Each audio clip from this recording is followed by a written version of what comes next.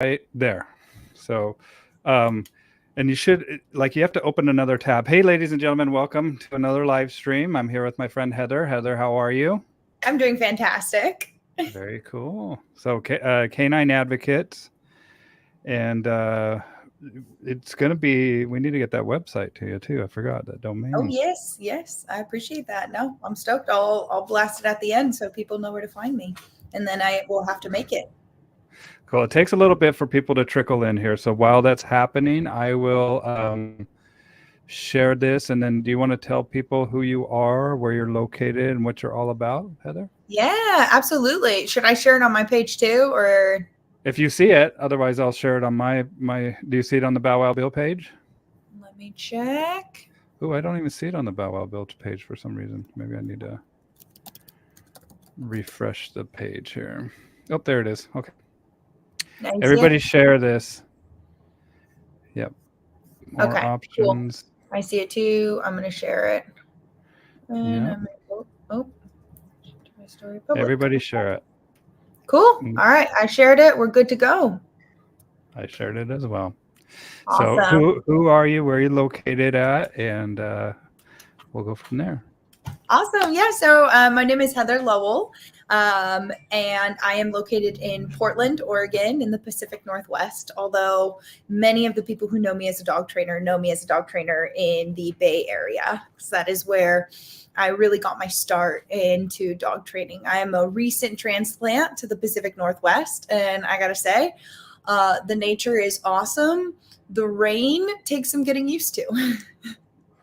Yeah, this time of year, man, it just is a soggy time of year. It is. It's a muddy time. It's a what?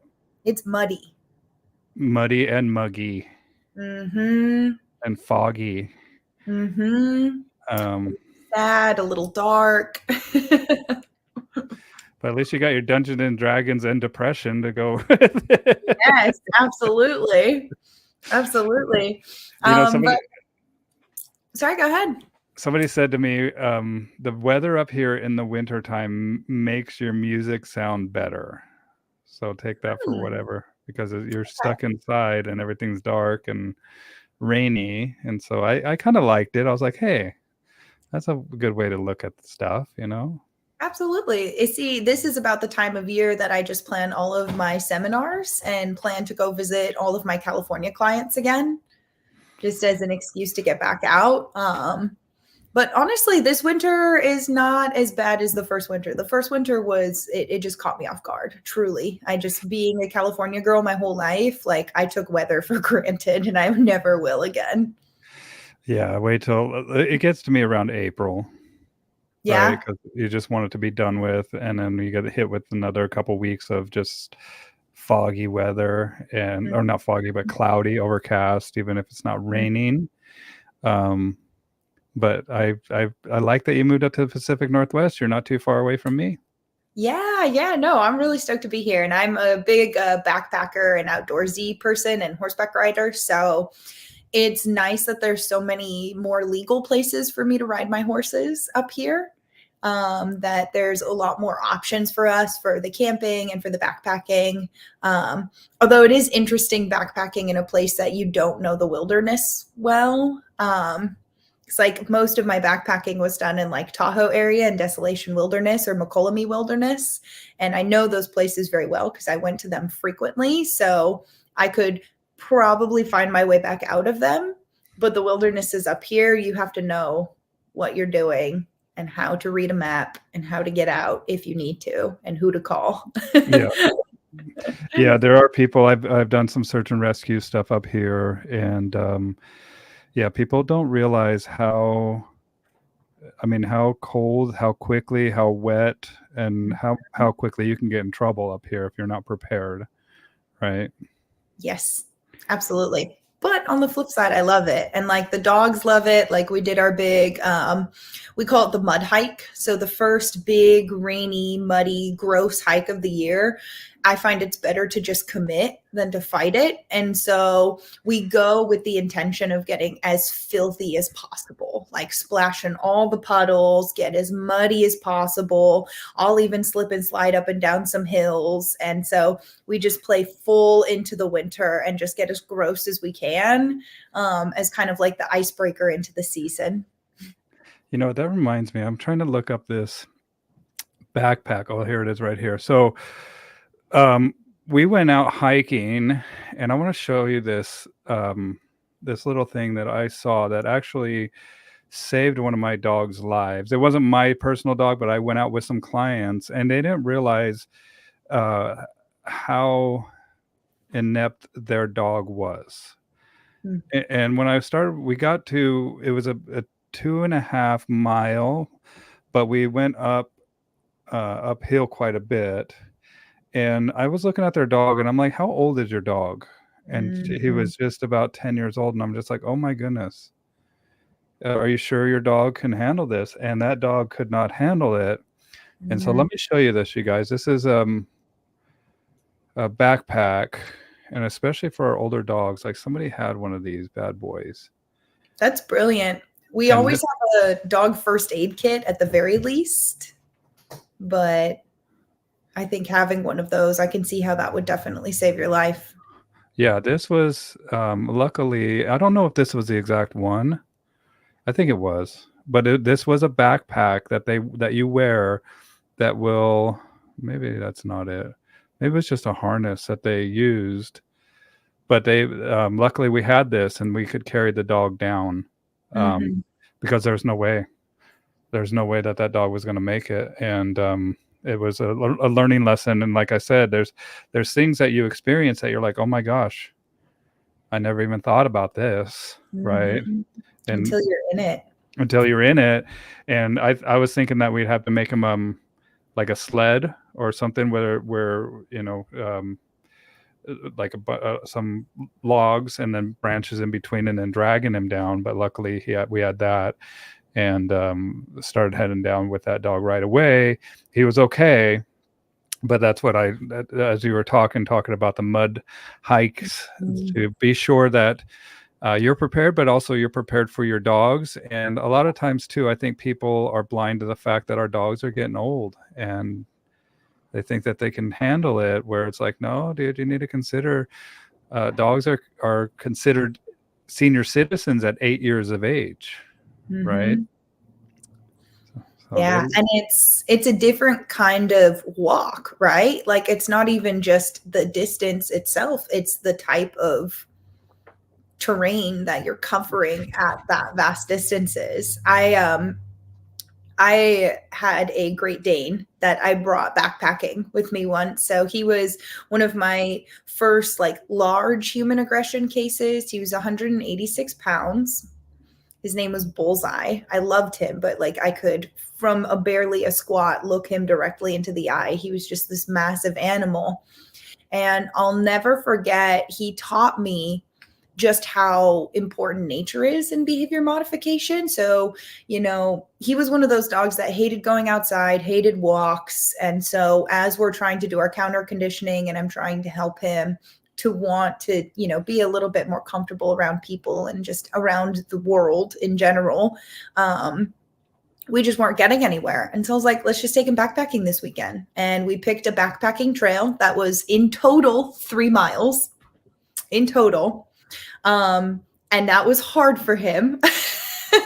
He had to really push to get there. But I'll never forget, it was almost like watching a dog understand humility for the first time. Like I went from being just this annoying, nagging fly that's constantly like, no, you should eat. No, you should do this. No, you should do this, to like, I was the only thing that was going to keep him alive out there in the wilderness. And I became so valuable in one 3 mile trek when he realized that where we set up camp and I set up his tether and his tent was where we were sleeping.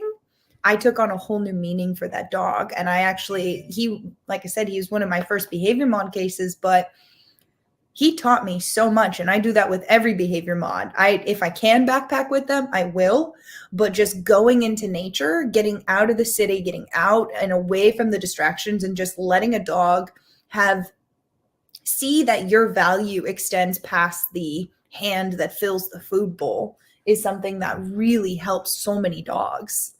Well, it extends out of the human world. People don't realize, like, we're not going to the dog world. We're bringing them into the human world where all Yes. these contraptions that we take for granted, whether it be strollers, skateboards, bicycles, school buses, garbage trucks, all these things that help bring conveniences to our lives mean something different to these dogs.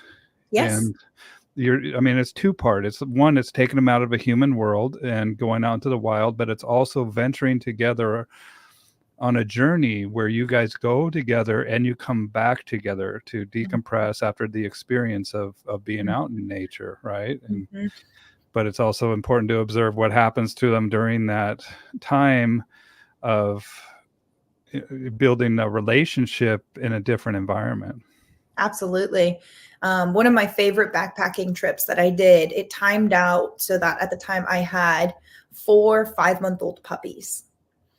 Wow. So it was fantastic, varying ages and size. So I had a Great Dane, I had a Husky mix, I had a German Shepherd mix. I had 5 actually. I had a Doodle and the white fluffy dog, a Samoyed. And dogs do this thing that I don't know what it's actually called, but I call it packing up, where when you have dogs that start to move all in the same direction, they become this scattering of dogs and turn into like an amoeba that all move as one. And I find that packing up is something that really helps dogs to come out of their shell and go, get a little bit more comfortable with not only other dogs, but just the environment itself, because now we all have a goal and we're moving together. And so watching these 5-month-old puppies pack up with my dog Simcoe as the daddy dog, who's constantly running and doing the head count and checking in on everybody. I mean, there was no fear that these guys were going to leave and just like run off into the wilderness or anything, because they understood, like I said, after about a mile hiking in, that the only way that they were going to survive that wilderness was through us as the humans. We became something that actually had meaning. We took them out of their plush little lives and we went out into the woods.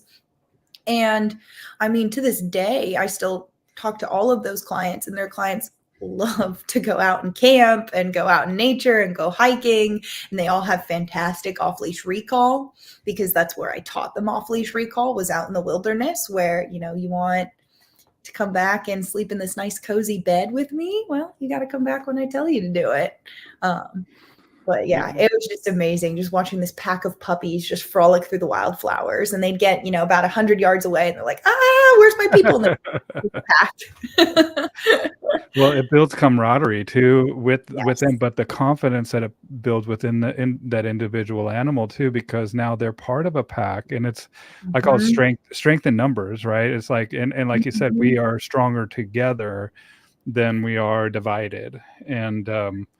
And dogs are interesting too, because if you take a pack, and sometimes this is why I don't recommend dog parks, is because the dogs that go there over and over again, they'll pack up. Absolutely. And then any new dog that comes in is now not viewed as a friend right away. They're viewed as an intruder. They want to know, what the hell is this guy doing here? Because I got my pack here, right? And so, and that's something to consider as well with people that are always visiting these dog parks. I mean, it's a good thing in one aspect, but it can be a double-edged sword. Do you agree with that as well? Absolutely. No, absolutely. I agree with taking your dog outside and doing things with them. I disagree with picking the one thing where you have zero engagement actually happening between you and your dog. Like, if I want to go, like, I could take my dog out to a dog park and he's going to look around and then look at me and say, okay, throw the ball, play tug. You want me to free shape? Like, he's not out there for the other dogs. And I think, people need to recognize that our dogs are going to do what they rehearse. And if their understanding of the outside world is let's say you're the person that I take my dog to a dog park every day. And that's, I get home from work, I'm tired, I want to run my dog really quick. I take him to the dog park, and then he comes home, he's tired, everybody's happy. But then I take that same dog out to a cafe and he loses it every time he sees another dog. Like he cannot control himself. Well, that's because 90% of his understanding of outdoor interaction with dogs is I see them and I go play with them. Because 90% of the time when he's outside, he's at a dog park where his only option is to play with the other dogs. And so now we're taking something that our dog already understands, this concept of what I should do when I see other dogs. And we're just like putting it on a variable punishment schedule where sometimes you get in trouble for the exact same thing that 90% of the time I expect you to do, is be social with other dogs. And it's just not fair to them. Yeah. Well, and it's reciprocated by the other dogs that are doing that as well, right? Or the other, that this is crazy pandemonium time. And sometimes, I heard a long time ago when Jay Jack and Chad Mackin had their podcast that they called dog parks diseased fight clubs. Yes. Right. And I agree with that too. Right. Especially right now. But it's also like people, like you said, I get it why people want to take their dogs to this dog park. I mean, a lot of times it's they're busy, they have the dog, and they go to this place, but it becomes a ritualistic type of behavior on that dog's part. Like we get out of the car and you can see the dog ramping up, and I like to go to dog parks to work with dogs, but usually I'm not going in there because I want that barrier. I'm working with the reactive dog that's outside the park, and it's a great place that I can go to find and that dogs are actually going to be out. It just seems like whenever I go to my client's house and we go looking for a dog, zero. Like everybody had a memo not to bring any dogs out. So it's a good place that you can go and see the behavior and work on it and show the clients what to do. But great point, man, about how not showing the dog a different picture. And when I want you to be calm, even when there's dogs around you, that I want you to be calm. Right. And so that's something to consider. And I have people at the comments, and you guys go ahead and if you have any questions or anything, I'll be visiting the comments. I said comments randomly, and I just said condom. So that's hilarious. So comments here. I have Madison says, "Hey guys, what's up, Madison?" Hey, Madison. We have the Beagle Man here. Did you know Jerome from Gold's when we went to the Silver School as Gold multiplicator? I do, although I do know a different person that I call the Beagle Man. That's Evan. Oh, no kidding. Yeah, because he's got his little Scarlet Beagle. Oh, Evan, yeah. Yeah. Multiple Beagle men. Yeah, he's got Jerome's got like 300 beagles. Wow. Okay. Yeah. No, you win. You're the Beagle Man. Dwayne says awesomeness. Hey, Dwayne. Randy says hello. Hey, Randy. Cool, and cool. Lori says puppy pack. Absolutely. Yeah. Well, something else I wanted to touch on with the dog park, though, of why it's a good place to go when you don't have a dog. Like I send all of my trainers who are learning how to become trainers to a dog park with very specific homework that they must do. So what they're supposed to do is they go to the park and they make a T-chart where they pick 3 dogs that they're going to observe in their time there. And I say pick as different breed, age as possible.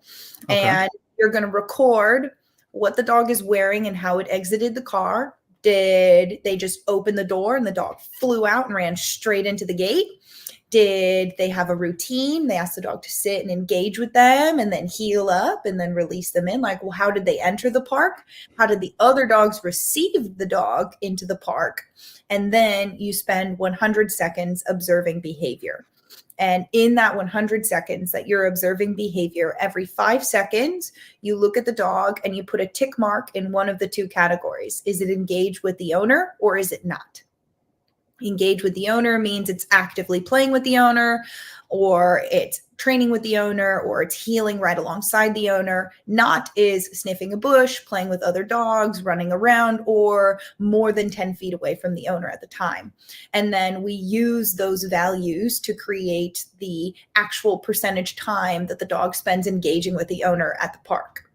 And typically we get an 80-20 for most dogs entering the park. So for 80% of the time that the dogs are out in the dog park, they are completely disengaged from their owner.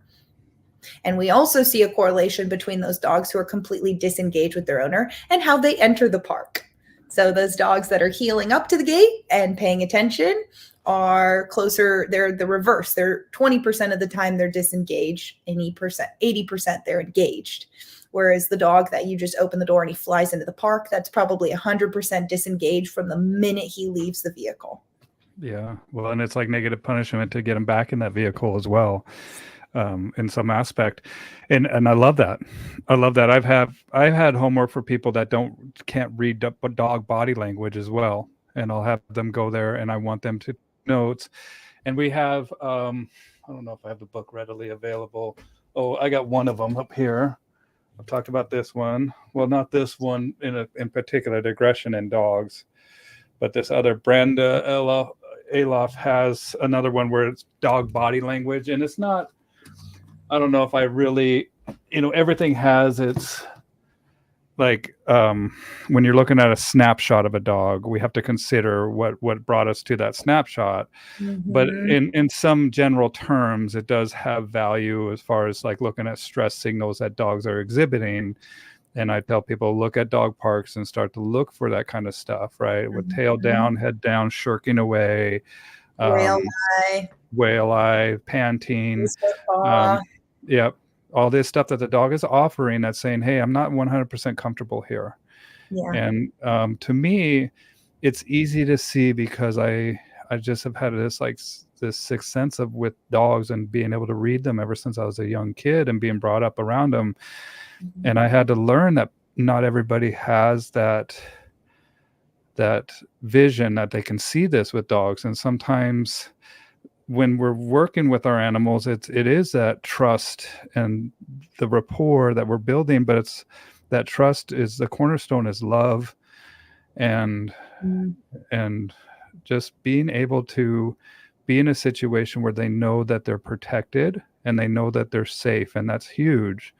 Yeah. And if the dog's trying to communicate, look, I am not comfortable here, and the person that is supposed to protect them doesn't see that, we got a problem, man. Absolutely. Well, and like what you just said, the communication, the dog is communicating to its owner that it's uncomfortable. I mean, you ask like 10 of the closest couples to you that their relationship didn't work out, why it didn't work out, guarantee one of the number one reasons is lack of communication or a communication error. And we see that same rift between pet owners and their dogs when there is a lack of communication. And there is that communication error. Well, it's a misinterpretation of the what the dog is trying to say, right? Or just shrugging off the behavior as something that is peculiar to that dog. And it's like, no, man, this dog is trying to tell you something. And as a professional, it's a lot of times very eye-opening for my clients to be like, whoa. And I could see it in their face. Like when I'm like, when I tell the client, your dog is stressed right now. They're like, what? No way. I don't want him stressed. And I'm like, I don't want him stressed either. Yeah. But let's recognize it first. And then I'll show you how we can start to alleviate this. And I also, whenever people are out walking their dog, I tell them, look at how much that dog is looking at the person. Mm-hmm. Right. And it's about 80-20, just like you said, not just in the dog park, but when somebody has their dog on a leash. And a lot of times I'm sitting in somebody's living room and we see a dog walking by and I'm like, watch that dog, how much that dog will look back towards that person. Yeah. And usually it's 0. Yeah. Yeah. I mean, another engagement, little fun thing you can do with your own dog at home, if you really want to know who's actually reinforcing your dog, is grab your dog's food bowl and grab their food. And you're going to put their bowl, you're going to have someone restrain your dog about 5 feet away. and you're going to set their bowl down next to your left foot with one piece of kibble in it. And then you're going to have your hand open over your right foot filled with kibble, and then release your dog and see where they go. I love it. If they shoot to the bowl, you know who's paying them, and it's not you. And if anybody that's watching that wants to record a video of them doing what Heather just said and message it to me, I would love to see it. Same. Same. This is something that is eye-opening. And people, I say, their dogs watching you 24/7, man. That's what they're doing. We're, like we said, we're putting them in a human world. And if you ever don't think that that's true, go grab your car keys and put your jacket on, and then just go sit on the couch. Right? Or for me, it's my socks. Where is my little guy in here? I got both under my feet currently.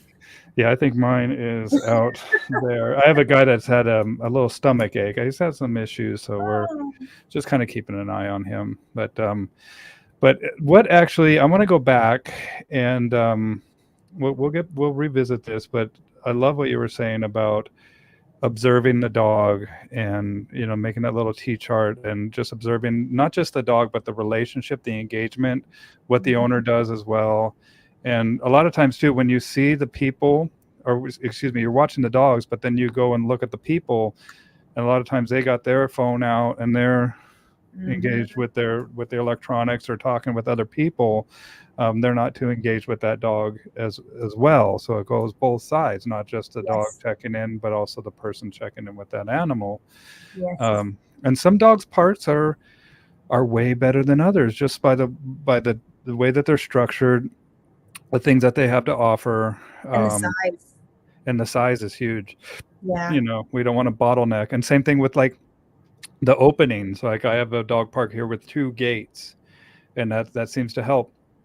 That they have the dog have like a decompression area, and or they also have another park here with a little dog area or a shy dog area, and that's huge too. So not every dog park is bad, but we have to be engaged and have that relationship with our animal that they trust and know that they're safe is just basically the bottom line, I think, that we're both trying to say here. Yeah, and the dog has to enjoy the interaction with other dogs. That's one of the biggest missing components that a lot of people, they want their dog to want to interact with other dogs, but their dog doesn't actually want to interact with other dogs. Like there's plenty of social dogs out there, but most aren't. I got to say, most of them aren't. Like another way to think about it is like, if you go out, like, let's say you're going out to get a couple drinks with your friend. Do you meet every person in the bar? Would it be annoying if every single person in the bar ran up and was like, hi, I need to meet you. What's your name? What are you drinking? Can I try that? Can I have that? Hey, who are you? Who are you? I would stop going outside. I personally would stop going out and going to get drinks with friends.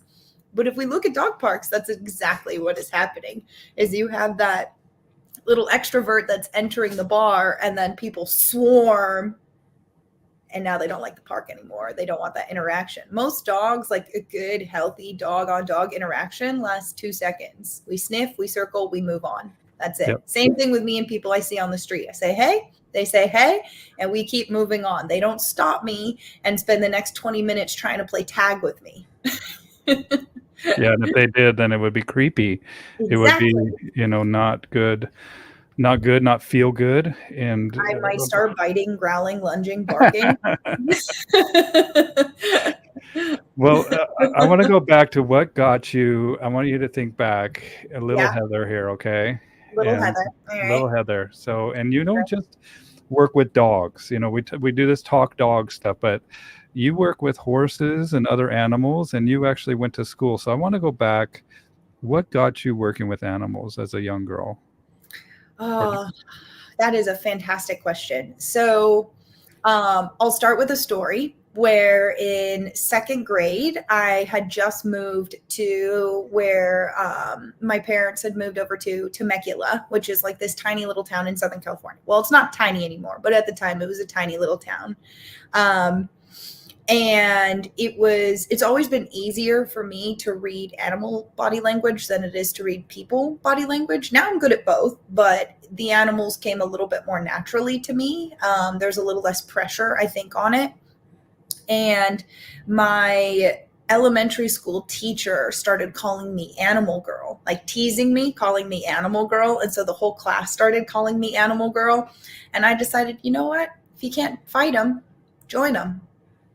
And so I stopped getting offended by the fact that people recognize that I had a closer relationship with animals than I did with most people. And I just pushed stronger into it. And the rule of thumb typically for my family growing up was if I wanted a new pet, like let's say I wanted to get a chicken, like great example, because I had chickens growing up. I really wanted chickens. And I begged and begged and begged my parents to get me chickens. And they said they would get me chickens if I could prove that I knew exactly what they ate, how to take care of them, all aspects of their husbandry. And so I bought books. I saved up money and I bought books from the library and I read until I knew everything there was to know about a chicken. And when I knew everything there was to know about a chicken, my dad showed up one day with a box full of hens. And from that moment on, those were my chickens. And I found that my chickens could be my fuel to other animals. So I started collecting and selling their eggs to the neighbors and then saving that money and using that money to maybe save up and buy my first horse. I started saving up and getting extra equipment for my dogs, started buying extra toys and treats and stuff for my different animals.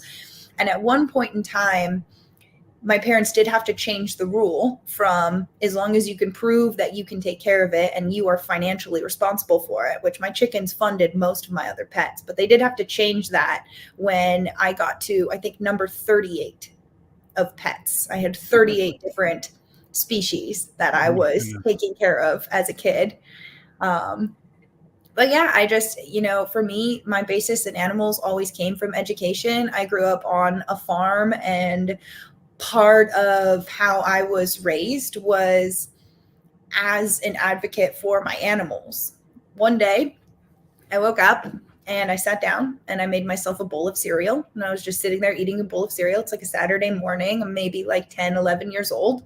And my dad comes out and he's like, Heather, did you go get that for yourself? And I was like, yeah, I made it myself. He's like, because you could. And I was like, yeah, because I could. And he's like, can any of those animals out there go make themselves a bowl of cereal?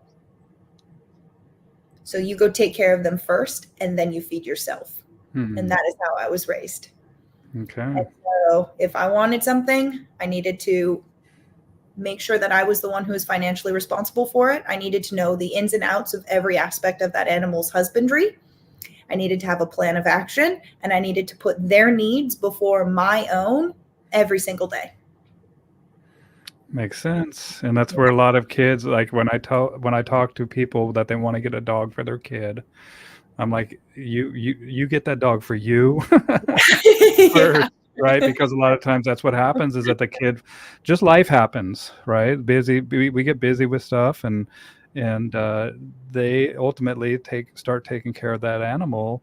And same thing when they go off to college or something like that, they get older, and so it's like, make sure you like that dog first. Yeah. The dog I took to college is sleeping at my feet right now. He's 13. He was 8 weeks old when I first got him in high school. Okay, is that Simcoe? That's Quigley, his older brother Quigley. Okay. My old man dog. Yeah. Well, and it's interesting, when we watch little kids and we watch them, and I've seen this pretty common, and you guys can comment in the comments as well if you see this with either your kids or the kids in your family, that the kids at a very young age start imitating animals or becoming a dog or a cat themselves, right? And I think that that's indicative of kind of our first intake of replicating the way that the behavior that we see naturally in these animals, right? And so it just shows the importance of how we're tuned into them as a young child, right? And I never ever, I always treat the kids that act like cats like a cat, or a dog, right? I'm like, they're a good boy, and scratch them, and because I did it as a young kid, but I think that it's valuable in their learning experience as a human being, to mimic that which they see, and it kind of gives them firmer understanding through the experience of becoming that little animal in some ways. Absolutely. You can ask my parents. I ran around like a horse for quite some time. Did I see the people with the horse? They get the extreme horse, what do they call it, with the broomstick on the horse. Oh, I know what you're talking about. It's good. Yeah, no, that was definitely me running around as a kid. Hence, the animal girl. I love cows. I had all these cows, and same thing with me watching. When I was a little bit older, I decided that I wanted to drop out of school, and my dad was like, "All right, let's go down and work on the ranch." And I went and I worked on the Furtado Ranch in southern Idaho, and they had a ton of cows, 2,500 head of cattle. And I watched, and I've worked with dogs before, with my own golden retriever and my grandparents' schnauzer as a young boy. But this is where I saw a totally different world and experience with that animal as far as working dogs are concerned, right? Yeah. And I finally got to see what cattle dogs are capable of, and the intensity and the toughness of these dogs. And they would pack up as well. Like we said, we had dogs that were working dogs, and we had dogs that were house dogs. Yep. And the working dogs didn't even want to be in the house. Like they would stop at the threshold of the door and be like, "No, I'm not going in there. That's for suckers." Yeah. I mean, same with us growing up. We had the working German Shepherds. And, they also didn't want to come in the house because that looks a lot like a vet's office. That was the only time they were indoors. Interesting. Yeah, they're trapped. We got you, buddy. Now we're gonna give you. Yeah, now you're stuck.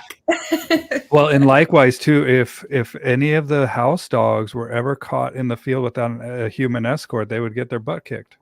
Yeah. Because they weren't part of that pack. They weren't part of that camaraderie, and even that pack had its own pecking order. And those dogs would figure stuff out on their own. And I remember my grandpa, there was a couple dogs that were a little loose around the edges, that a little rough around the edges, that just had a hard time either really defining their place, or they were battling for the same spot in that pack. But there was one dog that was, without a doubt, Duke was his name, was the leader, and he did stuff that shouldn't be possible. And that's where I started my real deep dive into working with dogs, and watching him work these cows, but also watching the connection that my grandfather had with this dog. And it was almost intuitive. It was almost telepathic too. Like it was crazy how they would work in symbiotic nature together. And so that's the same thing, man. It's like there's a lot to learn when you have animals to take care of, right? I woke up at 4:30 every morning, and I would buck hay. And the dogs were always ready to rock. They knew the routine, and we had brutal winters down there as well. And I remember bucking the hay, and then I would buck the hay onto the trailer, onto the tractor, and then all the cows would be waking up and getting ready. And I had to cut the twine off the hay, and I would feed the cows like little pieces of the hay bales, right? And if any time one of the twines got loose, it would tie up the cow's stomach and potentially kill this animal. And so I had to get out there, and that was my job, was cutting the twine and then kind of storing the twine in my jacket. And I remember one time there was one piece of twine that fell off with the bucket or the bale of hay, and I had to go into this mess of cows and like shoving these cows all away, trying to get this twine. And I mean, it's not for the faint of heart, man. And sometimes it's, you do stuff and you realize the brutality of nature, and not just with the job that you have to do, but the weather that you have to do it in. These cows are 1,600 to 2,200 pounds. And but I tell you what, Heather, when I was trying to get into this pile of cows, like those dogs saw me do it, and man, they cleared a path for me pretty quick. Yep. And I remember that always. I was like, whoa, I have like a little pack, a little team here that are out for my benefit. And I didn't even have to say anything to these dogs. They just kind of picked up on the intensity of my movements and Yeah, what I was doing there. So that was an interesting experience as well, man. absolutely. Well, I mean, if we think about it, like we as humans, we speak verbally. Like that's most of our communication is done through the sounds that come through our vocal cords. Dogs and most animals don't speak verbally. They don't have an actual auditory sense of communication other than like an alarm call or like a mating call, the things that keep the species alive. But all of their communication, for the most part, the subtle communication is done with their body. They read each other's body language at such a minute level that they can even read our body language down to that same nearly imperceptible level of, I know, like, I mean, I have a medical alert dog, and the reason he helps me is because I don't know when I need the help that I need, but he does. And he can Right. recognize it when I can't. And so our dogs and all of our animals are able to read that body language on such a deeper level because that's how they communicate. So it makes sense to them, you know? It's one Yeah. of those things. And for me, when we had the German Shepherds growing up that were mostly utility, mostly as protection for the property. And I'll never forget, there was a day that one of my dogs like broke out of the fence. Like she just climbed the 6 foot chain link and was gone. And one of my neighbors came and brought her back to us later, and she was like sobbing and shaking. She had just had a really traumatic time, and we're asking her what happened. And she said, so we lived near a reservation that had a pack of dogs that would occasionally come onto the property, and they would just wreak havoc. Like they were some kind of wolf hybrid dog that, they'd kill livestock, they'd attack people. It was not good. And she said she was cornered. She was up on like the back of a trampoline, half climbing up a tree, and Mm. this pack of dogs had her cornered, and she is screaming and screaming and screaming, and no one heard her except my dog. And my dog climbed the 6 foot chain link fence and somehow got that pack away from her. And that will always live in my mind as just the purest form of love that you can ever get is a dog who's not even just doing it for their own owner, but for some random neighbor kid who was 10 acres away.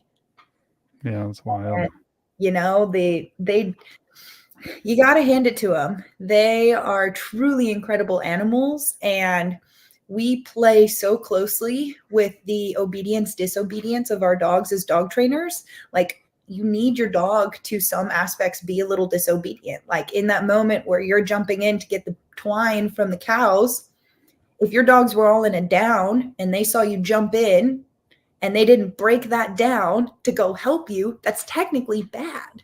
Yeah. Right. And Yeah. so we also want a certain aspect of disobedience in our dogs, at least the well-trained ones. Yeah, some liberty, right? And that comes with that trust too. Is like, and Bart, one of our mentors, Bart Bellin. What's up, Bart? Hope you're doing good, buddy. He talks about the roof being on fire, right? The dog, you're telling the dog to shut up, and after the dog's barking, the dog continues to bark and disobey, and then you find out that the roof is on fire, and you're like, good dog, right? And so there is some aspects of just disobedience and being able to sacrifice. That's what I love about the dog, the sacrifice of them. Sometimes they're even their life for us. They give themselves to us, and it's our moral obligation to understand them as much as we can, as much as possible. I'm going to run back to the comments. They're starting to pile up again. Okay. Let me see. We already did Randy there. Owen says hello. Owen there.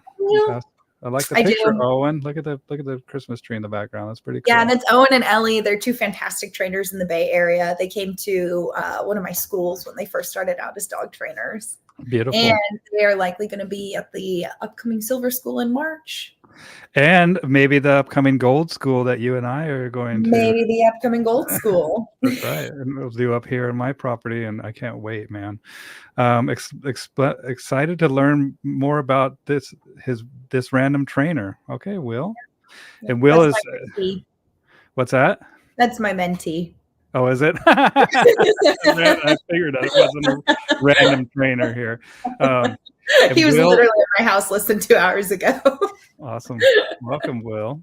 Everybody, Will's watching from YouTube. If you guys wouldn't mind scurrying over to YouTube, typing in Bow Wow Bill, subscribing to my channel. I beg of you. It's ticking right up to 1,000 subscribers. So thank you all. Positive Bob. Somebody called me Positive Bob on the video. They're like, "Who's that other guy? Is that Positive Bob?" Oh my gosh. That's my you my know, alter ego. I recently had a neighbor come up to me and they introduced themselves to me and then said that the whole neighborhood on the other side of like the other side of my property has coined me as Malinois Barbie. Okay. So I am Malinois Barbie to my neighbors. And I am not mad about it. I think that's so hilarious. And you have Dutchies, don't you? I do, but nobody knows it. Most pet people don't know the difference between a Dutchie and a Malinois. Better than Dutchie Barbie, I guess. Malinois Barbie. Dutchie Barbie. Yeah, so I'm Malinois Barbie, which is great. Mo, remember meeting Mo at the Yeah, there's Mo. What's up, Mo? Howdy, Mo. And then we have Kobo going to try that the kibble in a full hand of kibble in your right hand. One piece of kibble in the bowl, set them down and see which one the dog goes to. It's your homework. I love all Heather's metaphors. Hi, Alex. Those parents sound strict, Lori says.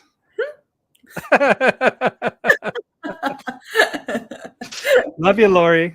I was your first at Silver School to sign your thing. So Quiggles, that's your.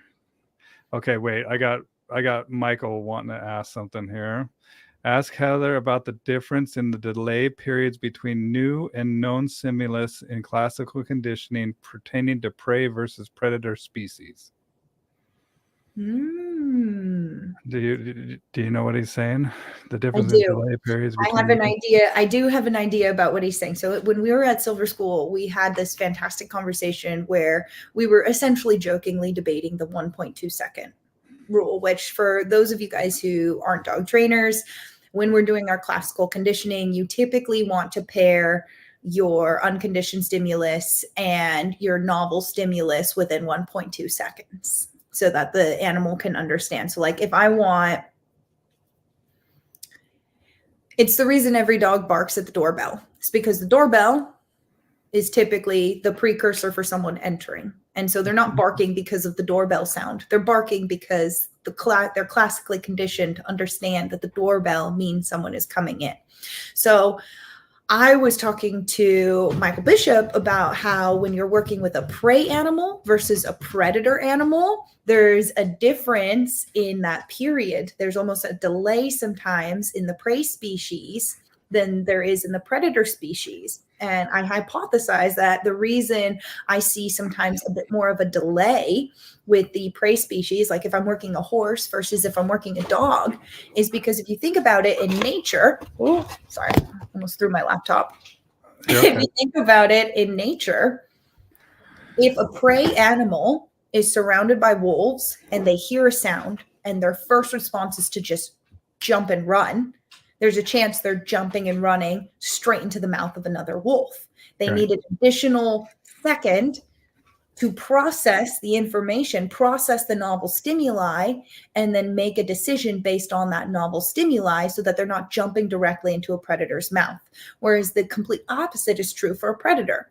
If that wolf waits a second after that rabbit has gone by, it missed its rabbit. And so we see in our predator species, they tend to put things together in classical conditioning within that 1.2 second time frame. But I would argue when I'm working with my horse, if I'm working with a donkey, if I'm working with a chicken, if I'm working with any species that is a prey species, sometimes I need to create a larger delay in order to help them put those two things together classically. Well, and even the vector of response too. With the predator, they're more likely to move towards the object, where the prey is more likely to move away from the object as well. Right. And so Absolutely. that's a predator mind versus the prey mind, horse versus dog or wolf. The wolf is opportunistic and needs to seize upon it, where the predator, the prey mind, needs to make sure that they're safe and get into a more open area where they can evaluate the situation a little bit more. So predator move Absolutely. towards and prey move away is what another Absolutely. aspect of this, right? Yeah, absolutely. Even down to their eyes. Like, so I'm gonna go into the neurobiologist side of my world for just a half a second, because I got to nerd out about a brain. I got to nerd out about something because it's a common misconception that we all, unless you study neuroscience, you probably also have, is this mindset that when you're born, your brain is already there with all of the pieces together. So your visual cortex, your auditory cortex, your somatosensory cortex, your touch, your motor cortex, that all of those things are already fully functional, and you just need to learn how to take it out of your head and apply it to your body. When in reality, it's the opposite, where your motor cortex, your visual cortex, all of these things are developing as you develop. So if you were, say, for instance, you never use your right hand. So from the day you're born, someone binds your right hand. And then when you're about 6 years old, they unbind it. You will never, ever have motor function in that hand. You will not have sensation in that hand. You'll not have motor function in that hand, because your brain actually develops from sensory in. It doesn't develop from brain to put out to picture, if that makes sense. And Yes. so for our prey and our predator species as well, even just down to how their auditory cortex works and how their eyes are developed. Like prey animals, you see eyes that are more along the sides of their heads that are used for scanning around them. And the only two places they really can't see are directly in front of them and directly behind them, because that's where they can hear and smell. Whereas with predators, they have forward-facing eyes where they can focus directly in on the prey that they are chasing. And so even down to how their eyes are developing, the whole cortex, how it's developing, how their senses are developing. And so when we think about that in the broader term of working with different species, we need to keep that in our mind when we're changing from a predator to a prey animal, because how we're going to interact with that predator versus the prey animal, and how that predator versus prey is going to take in that information, is different. Well, do you see what I'm sharing as well on the I screen do. here? I love Yeah, that. And so you can see forward-facing eyes on the canine versus an eye on the side of their head for the horse. that's Um, right. Well, dogs and cats are around 150-degree peripheral, where the horse can see around 350 degrees because their eyes are mhm, positioned on the side of their head, right? So mhm. great, and where we need to focus on what's in front of us, but it's also, I mean, 150 is about, right? It's not fully flat like 180, right? But it's Yeah, just about like right here. No. yeah. Well, and it's a give or take. Whereas a dog, I can put a very fine, detailed object in front of their face and they can see that. I could do that with a horse and they're going to see a little blurry object. Yeah. Oh, So it's yes. also a trade-off in that respect as well. Whereas, Right, where they need to switch their head over and kind of look to make sure that mhm. that's what it is. Charlie wants to know, is there similar delay for prey species when we see an operant conditioning, or is it a delay only present for classical? So like the click release, right? Do you think that might be something? Um, and that's why I'm saying click release, is because that's more of a form of operant conditioning Mhm. versus a known stimulus that we're pairing with an unknown. That is a fantastic question. So the difference between operant and classical is With classical, we're taking something that the animal already knows and understands, and we're pairing it with an unknown or an unconditioned stimuli. Whereas with operant conditioning, we're waiting for a spontaneous behavior that we are either going to increase or decrease depending on our response to the behavior. And there's 4 different quadrants, and we can use combinations of those quadrants to either increase or decrease the likelihood of those behaviors happening or not happening. I would say that when I'm working with my prey species, operantly, they are actually pretty on point with the same timing as a predator. I'd say one of the differences is my horses understand negative reinforcement much faster than my dogs do. Most of the time, my horses have a much better, like their understanding of the release of pressure happens within 2 or 3 reps of me doing something. Whereas with my dog, depending on the dog and depending on the behavior, it could take, according to the science, 400 to 600 reps, but an intelligent dog, I don't know, 30, 40 reps of them understanding it. Whereas with a horse, I can show them the same release of pressure twice and they have it, and they have it forever. So I do think the difference is certain species, I mean, even within species, but certain species are going to play with quadrants a little bit differently than others. So for example, like, if you have a dopamine dog, which is basically a dog that loves to be reinforced. They love positive reinforcement, praise, pets, cookies, food, whatever it is. If I have a dopamine dog, then I'm going to use positive reinforcement to build fire and enthusiasm in that behavior. Versus if I have a dog that doesn't really care for those things, but prefers like rigorous games of fetch, likes weight pull, likes, getting kind of down and dirty and wrestling and chomping with other dogs and all of those behaviors, that's more of an endorphin dog. For that dog, I might use more of my negative reinforcement. And sometimes dogs can switch in between, and not only in the species, but we have particular individuals, like what you're saying, between a dopamine dog, is like it can be up to that particular animal or the particular situation that animal is in, or both. Yeah, absolutely. Both. And so I have 2 horses. One of them is very much a dopamine dog. He loves treats, he loves reinforcement, and he's been free shaping since he was 6.5 months old, because that was when he was finally starting to eat solid food and I could use food to start training him. But before that, I would just, pair my reinforcement marker with him nursing. So for that horse, yes, positive reinforcement all day, every day. He's an active horse. He's looking for a reactive handler. He wants to go.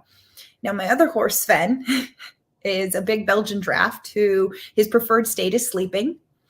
And if there is no slight discomfort to his environment, he's not moving. He's not doing anything. And by slight discomfort, I'm talking about negative reinforcement, which is a pressure that I can then remove to increase the likelihood of him doing that behavior again.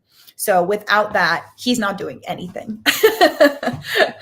Now, that's just the individual differences of the animal themselves. I would say timing-wise, going back to Charlie Lowell's question, timing-wise, no, you don't get on the laptop. They're the same, predator and prey. Timing-wise, operant conditioning, they're the same. I would say certain species understand negative reinforcement intrinsically more so than positive, but I don't know if it's a chicken or the egg, because most people, when they train horses, are not using positive reinforcement in their training. They're just using negative reinforcement.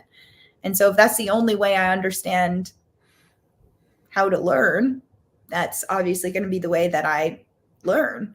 So I would want to see a study on that in order to say for sure. Well, and it's difference. And just so to lay people that might be watching that might not be professionals, this is an excellent graph that will show you that when we say positive or negative, we're talking about adding or removing stimulus. We're not talking about good or bad, which comes to mind with people automatically hear positive or negative. And that's why negative reinforcement is actually good. It's a good thing. Yes. Yeah. Yeah, Yes, I imagine once, that. one of my favorite moments, when my pat on the back moment I had was someone who wanted to come up and mansplain dog training to me. Uh-oh. Oh, it was good. It was really good. So I have a Dutch Shepherd. They started out by saying, I'm a vet and your German Shepherd is malnourished. Great starter. Great starter. For people who don't know me or don't know my dog, I take his health extremely seriously. He eats better than I do most days.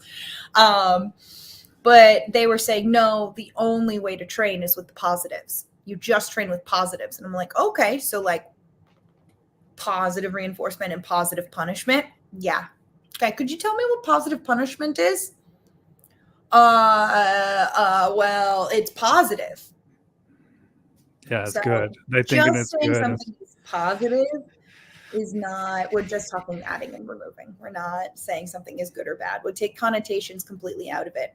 Although it is tricky because according to the German translation of operant conditioning, negative reinforcement is actually positive punishment in the German translation. Interesting. Which is why we get a lot of a disconnect in a lot of studies that talk about e-collar use and that define e-collar use as either negative reinforcement or positive punishment. One of these live streams, we got to break down some e-collar studies because Yeah, we will. And this will be one of many that I'm sure that you and I will do. But that's why I do these live streams, is so people can gain benefit. And this is how we talk naturally when we're out hanging out or whatever. It's also the value of, at the end of the day, we're all in this for the dog. I would hope so, right? And I see that there is a little bit of disconnect, and especially with some of my professional colleagues that believe maybe that this is good or bad, or we just don't have the right terminology that we're using. And so that's why it's important to just kind of explain ourselves, how we would work with behavior, and also, just having the cooperation of being able to communicate. There's that word again, right? Of good communication, right? Through our colleagues as well. So absolutely. I mean, the way that I see it is, what defines you as a dog trainer isn't how well behaved your dog is. It's not how well your dog follows through with what you ask them to do. What really defines you as a dog trainer is what you do when your dog doesn't do what you asked. yeah, and knowing too what is going to get your dog to do and why a dog does, right? And yes. Oh my gosh, that was all day today in the behavior mod program. That was all day today. So tell me about that. Like, so you offer a shadow program where you have people come in and hang out with you. And Correct. I'm thinking about doing the same. I'm doing. I've had some people show some interest. Oh, really quick, I hate promoting myself for some reason. It just sounds or feels gross. But if you guys like what I do, and Heather and I will be doing some Patreons as well on my Patreon page, which I have exclusive content and exclusive interviews, all that good stuff. I'll post it up in the comments. Patreon.com/bowwowbills. Consider supporting me financially on there. And to all of you that do support me, I can't thank you enough. It really means the world to me, and it's helping to pay the bills, to travel, to go see my friend Heather, and also buy equipment here, and equipment to do these podcasts on a deeper level. So thank you very much. Consider supporting me over there. And that's my absolutely. Do it. And maybe that e-collar study breakdown will happen on his Patreon. So if you really want to hear the breakdown of the methods in the most recent e-collar studies, good, bad, and ugly, that might be just where you have to go to find it. Yeah, we'll do that. And speaking of which, like, I have even, this is before you were even born, Heather. Look at this. Understand. Oh, Tritronics. Is that the manual? Yeah. Oh, that's amazing. Look at this, from way back when. So these things have been around for a while, and our understanding of how to utilize and use these tools is vastly different than it was at the beginning. And and it's also understanding how to teach this stuff as well. So Michaela says that she's a big fan of the shadow program. Yay. Yay. Yeah, we had a great day today. So the behavior modification shadow program, it was described to me as like a 4-week long gold school. Because what we're doing is I'm taking all of the theory. So you have to have a minimum of your silver school certification in order to participate. And you also have to fill out a little online questionnaire that I'm going to send you, because the dogs that I take for this program are serious dogs. Like, these are the kind of dogs that can really injure someone. I don't play around with the fake behavior. I take on the worst dogs that I can possibly find for these shadow programs, because that's what I think will make you better trainers. So you have to have a certain level of understanding to come into the program. If you don't have that, that's fine. There's another program I can help to kind of get you up to that point. But basically, in the behavior modification program, I have a maximum of 4 people shadow me for a 4-week board and train. And Wow. in that time, they see the day that the dogs arrive, what we're doing, how I indoctrinate dogs into the NEPOPO system, how I start to build these dogs up, and by accident build behaviors through building the dogs up. And then those behaviors become the incompatible behaviors that we then work with the owners on learning and understanding. You also shadow the owner go home lesson. So you see how I actually disseminate the information back to the owners, how I teach it to the owners.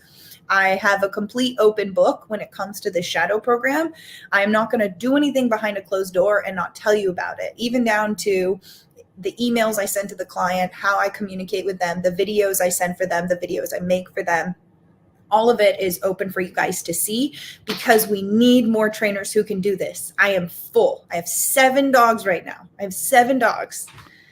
Well, I am full. it's valuable, and it's such a good idea to have them have a prerequisite of the Silver School. And for you guys that want to find out more about the Silver School, I posted up a link in the comments. And I tell you, man, if I had this knowledge that I gained from Bart and Michael when I was starting out as a dog trainer, I would be in a totally different bracket, right? It's taken me, I've done it since I was a young kid. I'm 47 now, and who knows where I would have been, but it's such a good program. Now it's not easy, and it's something that you do need to prepare for. Yes. But I highly recommend it, and it kind of bends that space-time continuum, I call it, where you kind of get the knowledge that you need to start working with people like Heather and I, or people that that can bring you up to the next level as far as a gold certification. But this is where you can explain it on a level that's like a PhD level. That's all I can, explain it as. And you need that for the shadow program. You really do. So like, for example, right now, of, the dogs that we have, I have one dog that is 200 pounds with a live bite. And he is forward aggressive, meaning if he feels like it, he doesn't want to do something, he will just come up at you. And it doesn't take much. He's like already here at this height. And so it's working with dogs like that. It's also working with dogs. Like, I have one dog right now named Vinny, who is scared of his own shadow. I mean, classic thing we see more than anything right now is fear aggression. Fear aggression and separation anxiety are taking over our dogs. And I talk about why, and I talk about how to build the motivators that you need to even apply the system and create that ignition within those dogs. Because you can have all of the understanding and the theory in the world in your head until you get that dog in front of you, like Vinny, who doesn't want to come out of the kennel. Like today, we use the e-collar to start teaching him to want to come out of the kennel and to start teaching him to build food drive. Like, I show you how to use an e-collar to build food drive. So that you can use food as a motivator when you're working with the dog, so you can build heart and soul. And we talk in detail about which dogs we want to use old NEPOPO with and which dogs we want to use new NEPOPO with, and why. Today, Michaela was awesome and brought her whole scent logics kit. And so we started teaching these pet dogs how to give us a hit on meth or on human body remains or on cocaine or on birch, Yep. And within this program, what we do is my focus is not building behavior. That's not my goal. The dogs accidentally are going to learn a lot of cool things that the owners are going to think are awesome, that are the behaviors. But our goal is to build the dogs and build that foundation, build that language and that communication. And then we use it later, we apply it so that we can actually make these dogs livable in their pet home. So that's my behavior modification program in a nutshell. Well, and fearful aggression is a huge, huge problem. And if you could say, like, in a little nutshell, I know it goes a lot bigger than we have time for today. What do you think the issue is? What do you think people struggle with teaching those dogs? And I'll pipe in as well. Why do you think so many dogs are fear aggressive today? Oh, I have the exact answer for that. Nipopo. That's why. A lot of dogs are fear aggressive. Popone, right? No, Nipopo. Oh, well, inadvertent Napopo. Exactly, because most pet owners do not understand what Nipopo is. They don't understand negative reinforcement. They don't understand the release of pressure and the addition of a secondary reinforcer, which is the Nipopo. So Nipopo is a dog training system that teaches your dog to do on cue with heart and soul always. So let's think of our first example of like a fear aggressive dog. You take your puppy out on a leash for the first time. Your puppy sees stairs and they go, they slam on the brakes. They don't want to go anywhere near the stairs. Pressure. Okay. What is most pet owner going to do? They're going to release the leash pressure. That's Nipo. Pick up their dog, Po. And they do this over a small time scale on everything. Anytime the dog seems a little uncomfortable, they release the leash pressure, they pick up their dog. It's okay, baby. They pet their dog, they touch their dog, they talk to their dog, they reinforce their dog. And so what we see over and over and over and over again in that dog's head is my response to fear should be to shut down, because we are Nipopoing it on accident, which is why every person needs to understand the system. Whether you want to actually apply it or not, you need to understand it just so you know how not to accidentally apply it to the things you don't want to see later on in your dog. Yep. And that's in pet world. Yep, absolutely. And that's why as a pet dog trainer, primarily, I go to this place where they teach working dogs.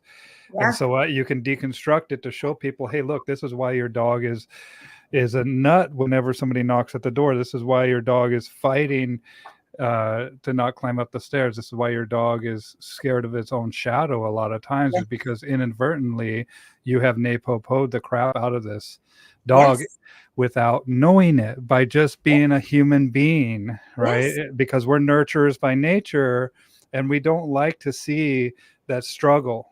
Right. We don't like to see that aspect of toughening that doesn't feel good, right, to us. But it's doing what's right doesn't always feel good. And that's what I always remember my dad telling me. And so that's something to remember. And I want to show you guys, there's a little graph that I just saw that is pretty cool. Here, let's see if this one's it. Yes, it is. Hold on. I'm putting it up right now. And so let's see here. So we have just green, relaxed, perked interest. This is just a spectrum of fear, anxiety, and stress, right? And as you can see, like, it starts where the dog is right over here. Can you see my little magnifying glass here? So where people see this, and this is what I was talking about with the dog park and mislabeling. Right? They don't know that this alert is anxious. This alert is the starting of the bifurcation into the downfall of fear. Because now the dog is surrendering, moderate signs, turning away, shirking, and it starts to go into the severe signs because nobody's listening to this dog. And so the dog feels like they need to fend for themselves. And guess what? What happens when the dog finally nips, then the pressure is released. Yeah, I All think right. that's my favorite, jokingly, that's my favorite comment I get from owners is he bit me out of nowhere. Mm, Out of nowhere doesn't exist. There no. is no dog that bites you out of nowhere. And There is. when I start to explain this to the owner, they're like, "Oh my goodness, this was happening a few months before, right? And then this happened, and Yes, then this absolutely. happened."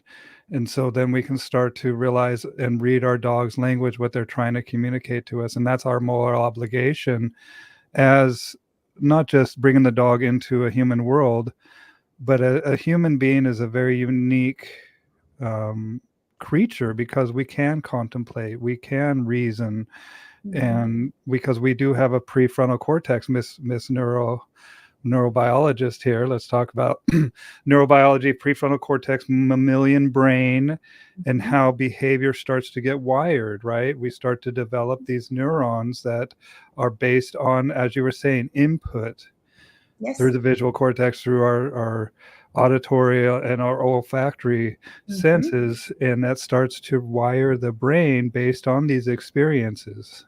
Yeah, absolutely. And I would also, I mean, another thing to your point about our brain and how they're wired is you're absolutely correct in that the way that we learn is through creating these pathways.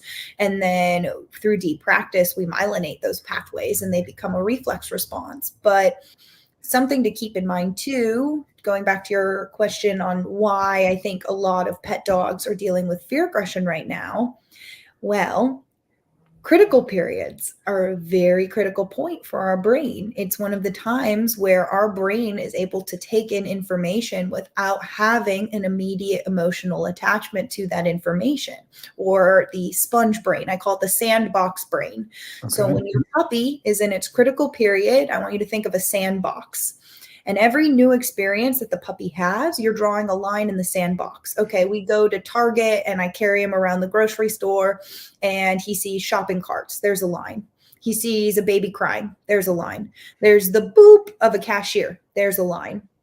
But of these lines that we are creating in the sandbox, there's no necessary fear or pleasure attached to them. They're just there.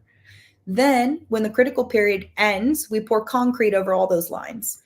Hmm. Everything that that dog has seen during that sandbox brain is now normalized for the rest of that dog's life, unless there is an additional aversive that happens to make something no longer neutral to the dog. All of those things are now neutral. Now, the critical period in dogs is different depending on the breed, but typically we see most critical periods between 7 and 11 weeks of age. Well, what do most vets tell you not to do in that time? Socialize or Don't take your dog outside if they haven't had their 3 vaccines. Don't take them anywhere. Don't hold them. Don't bring them outside to potty. Don't walk them. Don't go anywhere because we don't want to risk a disease and illness. So, in that period where our dog's brain is in that sandbox brain, where they're capable of taking in information without having an emotional response to that information, they see your living room and a potty pad, and that is it.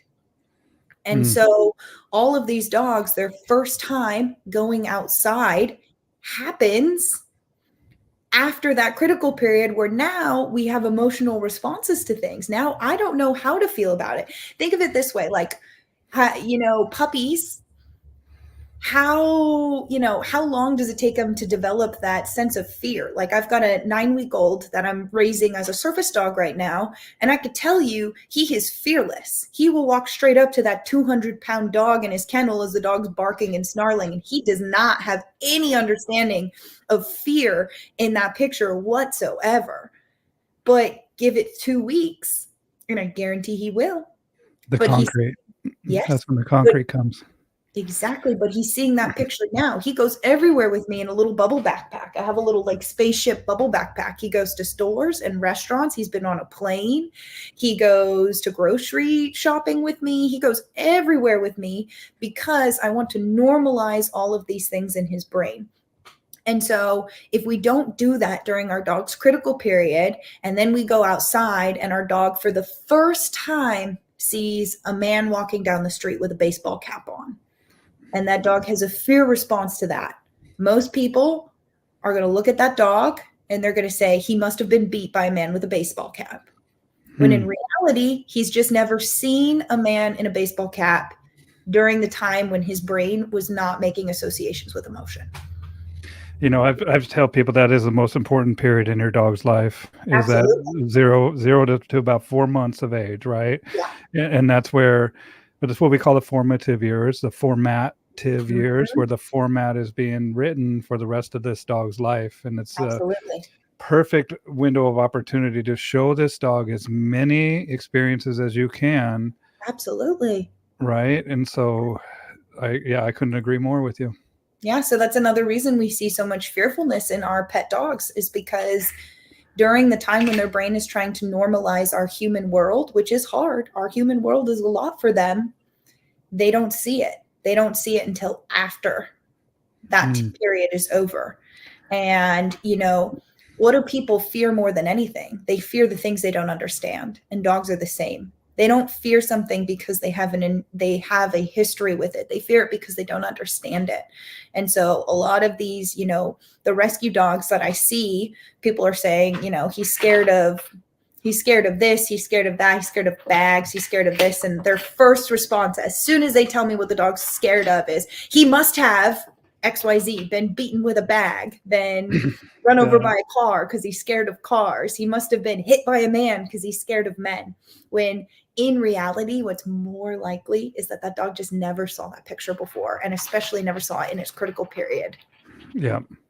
Well, and remember too, like most people are getting the dogs at 8 weeks of age, which is halfway through that critical period. And so that's why Absolutely. good breeders, and that's why early neurostim is mandatory. That's why I loved it when I started breeding my dogs. And I got to see I had this whole different experience with raising these puppies. And you better believe every single one of my puppies is amazing out there in the world. And I'm still in touch with all my people that have my dogs. But I Mhm. was doing, even when the dog supposedly can't hear, I was clicking when mom was coming back into the room after I let mom out to go potty. So the dog was Absolutely. anticipating that through a click. And also we have to realize too, is that when we look at a dog's brain versus a human's brain, like my brain is 1/40th of my body, where a dog is 125th of their body. Right. And so the dog's brain's a little bit smaller. And then the folds that we have are much more intricate as far as human beings are concerned. And we also have the neocortex, the new cortex, the outer buffer of our brain, that allows us so many more capabilities with our thought process. And that's why the biggest mistake that we can do is anthropomorphize or put human characteristics on these animals. Mhm. But I get why people do it, because it makes it much more easier to understand when we overlay our own perception upon something, right? Yeah. Well, and I mean, we like to feel special, right? Like humans like to feel special. We like to feel important. And so I would rather feel like I'm saving this dog from a bad situation, from abuse, from whatever it may be, rather than I'm adopting a dog who's just never seen the world and I need to teach him. And especially when it comes to how these behaviors actually present within the dogs, which is an aggressive display, it's so much easier of a pill to swallow if you think your dog is biting your grandma because there was some kind of abuse, then your dog's biting your grandma just because it thinks it's fun. Yeah. Well, people say, like, my dog doesn't like anybody or doesn't like this person, and I trust my dog that they're a good judge of character. And I'm Yeah, just like, don't do don't that. do that, and especially with older people that move a little bit differently than we do, Yes. Oh, right? we talked about this at Silver School. How people will say, like, I trust my dog because they acted weird around that person. And you're like, that person's in a wheelchair. Yeah. Or my buddy Thrill, who's on the radio up here, if you guys are in Seattle, he's like, man, your dog is racist. And he's a black dude. And I'm like, Thrill, you just came walking up here like all, doing your pimp step or whatever you call it, man. It's it's hilarious. He's a good friend of mine, but it's something that we have to remember, just the movement and the thing that the dogs are already conditioned to. Anything that deviates from that might invoke a fear response. And Yes, so we have absolutely. to be prepared for that, and we have to be prepared to show the dog that that is not necessary, just completely unnecessary, or Absolutely. praise it. Absolutely. Hold on, let me. Yeah. And so when we combine those two things, the pet owners who don't understand NEPOPO, so they're NEPOPOing fear and a fear response, and the lack of critical period socialization, we end up with the modern dog, which the modern dog, I got to tell you, does not want anything to do with me, does not want anything to do with my treats or my food or my toys or my praise. Well, and it's something that's why we have a job, and that's why we'll always have a job too, man. Yeah, it's job security. Real quick, I wanted to let you guys know. So I put up a link to the Scent Logics. David is going to be coming on one of these live streams with me, dear friend of mine as well. We chat a bunch about odor, and he makes the different odors, like Heather was saying earlier, that one of your shadow students brought over, from fentanyl, xylazine, cadaver stuff, and it's absolutely fascinating. And we actually have to do stuff that on my Patreon page that we can't make available to the general public when it comes to how we work with scent dogs, especially with the explosive stuff. So just because we don't want the people that shouldn't hear this stuff to hear it. So just that's another aspect of my Patreon page that will be exclusive as well with the Scent Logics. Yeah, and oh, look who's here. There he is. Hey, David's right here. So yeah, we were chatting about that, and yeah, I can't wait, David. I owe you a phone call too, brother. As soon as you get back home, he was in France hanging out with Jerome not too long ago. So awesome. Yeah, and that nose work, it's so like, people are probably like, wow, you're doing behavior mod with all these human aggressive dogs. Like, why are you imprinting them on meth? Well, we'll save that for a Patreon episode. Yeah, absolutely. And let me show you. The difference. There is, and not only that, but there's also, when you start to understand odor and how odor behaves, I mean, it's a totally different world. Let me show you guys David's website here, Scent Logics. Awesome. Yeah. And I mean, even down to, I'll give like a little teaser. I'll give a little teaser to why I use so much nose work in my rehabilitation of my pet dogs. And the answer comes down to breath exercise and meditation. When you are having a panic attack, you are typically instructed to breathe in a very specific way, where you're doing a deep inhale, hold count, exhale. Deep inhale through your nose, hold count, exhale through your mouth. Deep inhale, hold count, exhale through your mouth. Mm-hmm.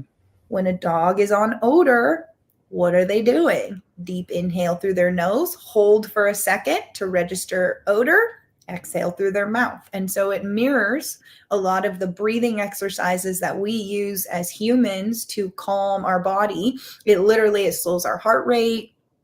It will lower our cortisol levels. Like it slows everything down for us.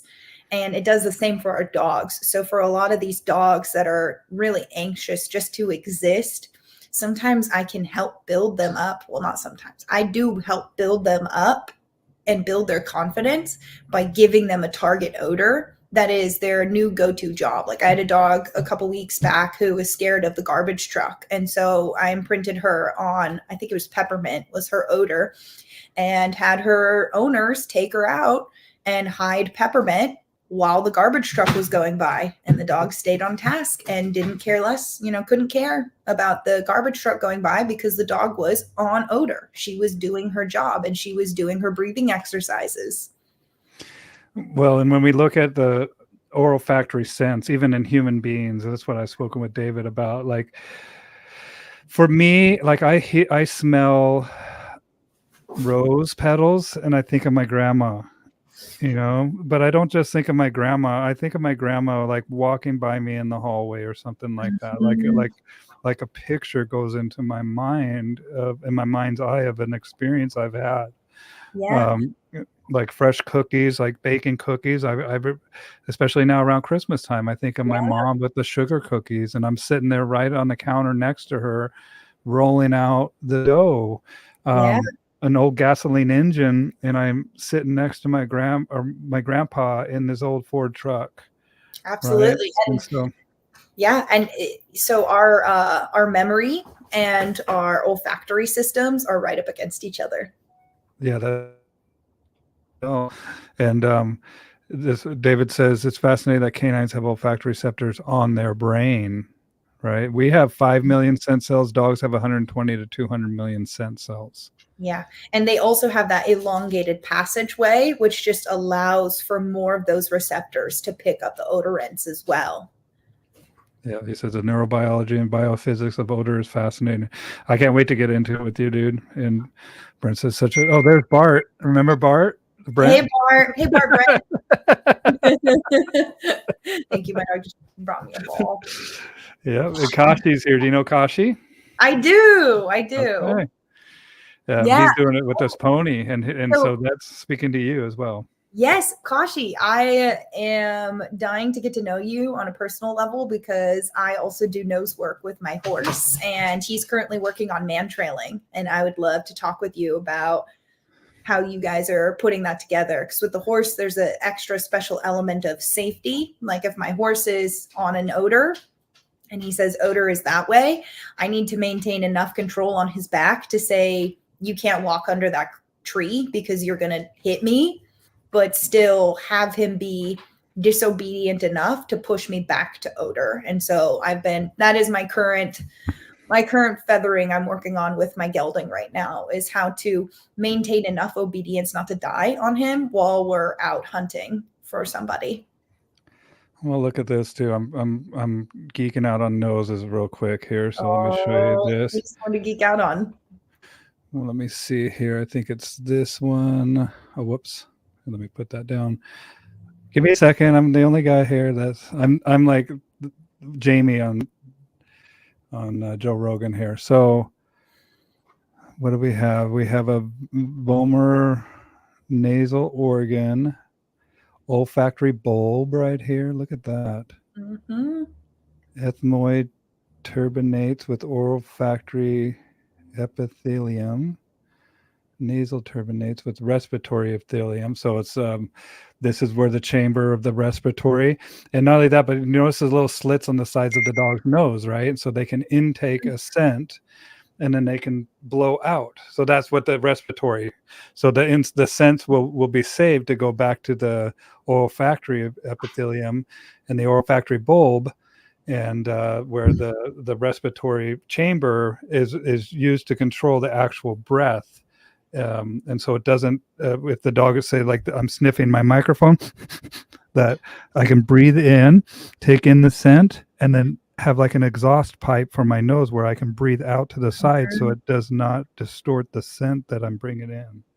Yeah, Fascinating stuff, absolutely. No, and nose work is Bart said one time to me, every dog should do it. And I was like, okay, Bart, you know what you're talking about. So I have taken that to heart, and every dog now does nose work, some semblance of nose work as they come into my program. And there's some dogs that really love it, and that becomes their new favorite thing to do with their owner. But I also really and truly to my core believe that we need more alternative options for pet dog owners to do activities with their dog that isn't the dog park. Yeah. Well, and this stuff is you can geek out on, and it's also like when we look at the dog's nose and the olfactory bulb, is that's that the dog can actually hold that odor. That's what David says, that passage cavity to hold the odor. He says that the turbinates increase the surface area of the odor. It diffuses it through many channels. Oh, I'm loving this stuff, and it makes total sense to me, right? Because if we look at the many channels, and so like let's look at, I'm going to back up and say like the gut versus our brain, right? Because we have so many channels in our gut, if we were to open up all the tissues in my gut, it would take, it could fill up a tennis court, right? And so we have that many channels brings us that much more information and our ability to process that. And so it would make sense that these dogs bring in that scent, and it has all these channels that it disseminates into. And so it gives them a greater power of processing with that. Wow. And then we look at also the dogs, they have cells in their nasal cavity 40 times larger in dogs than humans relative to total brain size. That's fantastic stuff, man. So it's cool. It's cool looking at the different brains of different animals. Like, you know, you look at a dolphin, which echolocates, and you can guess which part of their brain is going to be giant. Wow. Their auditory cortex. Yeah. Well, and it's also, and there's stuff there that we don't even know about, I'm sure, that we don't have the tools, or we're not a dolphin. Do you ever watch South Park? There's some experiments we could do where we can get close to understanding which parts of the brain does what. That's like the fMRI stuff? fMRI, I would say more so actually dipping an electrode into the brain and both stimulating it to see what happens and touching, giving input to the animal and seeing if it reads. So there's a couple of ways we can do that. Do you ever watch South Park? Not much of it. I've seen a couple of like the bangers, like the episodes that everyone's like, you got to watch this episode. Well, there's a dolphin plasty that they do. Oh, man. Where he's like he goes to the plastic surgeon, and he's like, I can make you a dolphin. Here, let me show you I got it because we're gonna have to watch this next time we're together. Here, let's see. Maybe not. Here, is this it? Nope. Okay, never mind. This is what it looks like, dolphin plasty on the this is what that's a little bit up into a tangent there, but my god, I love it. Yeah. He's like, I can make you a dolphin. I can make you a dolphin. And then is that who is that? This is Simcoe. He's making his guest star appearance. Hey, buddy. What do you say his name again? Simcoe. Do you see? Buddy. Oh, Simcoe. Oh. Who is it? I know. Hi, Simcoe. He's like, where is he? He's gonna go do a lap around the house.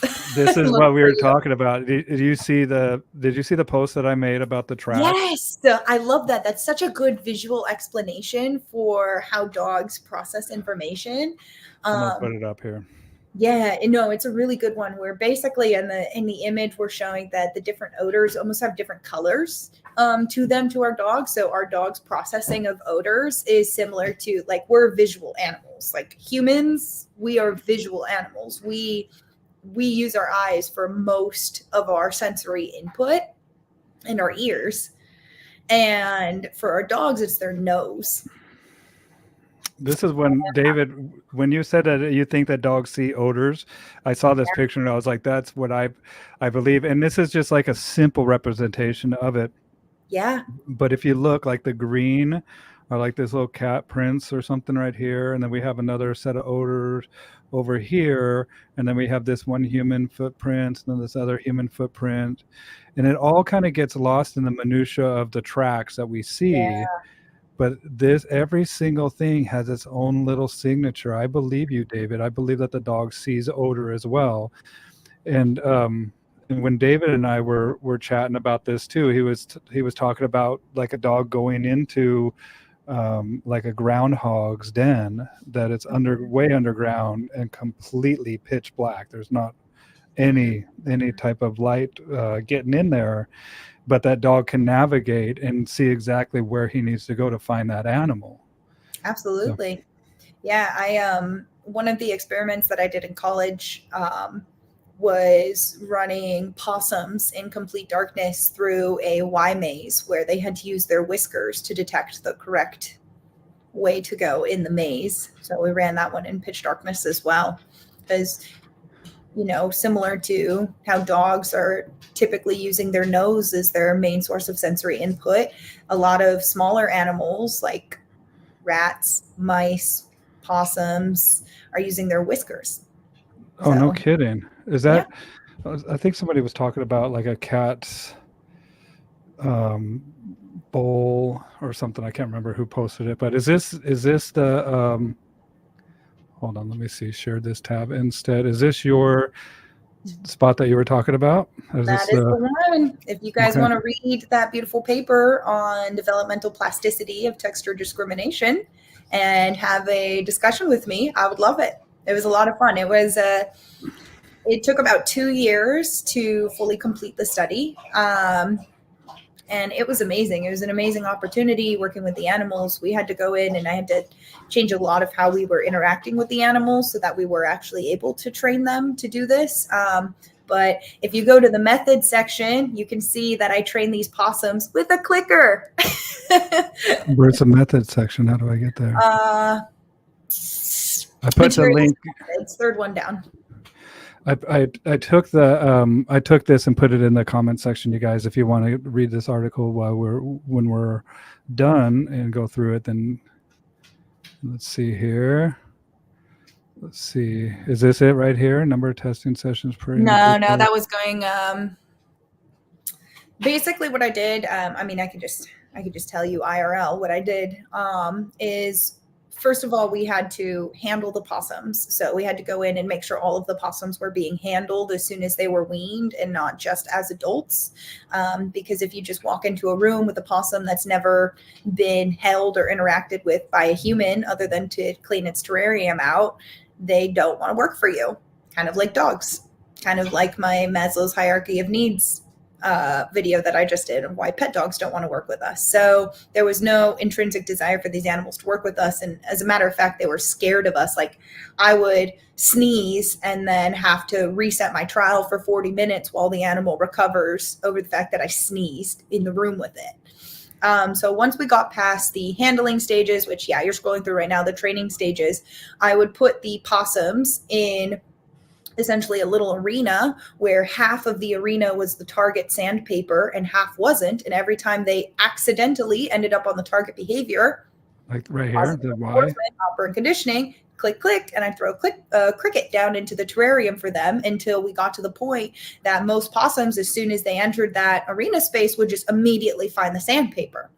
And that's when I knew it was time to start teaching them how to do it with the actual Y maze. So with the Y maze, we had panels of sandpaper running along both sides of the Y maze.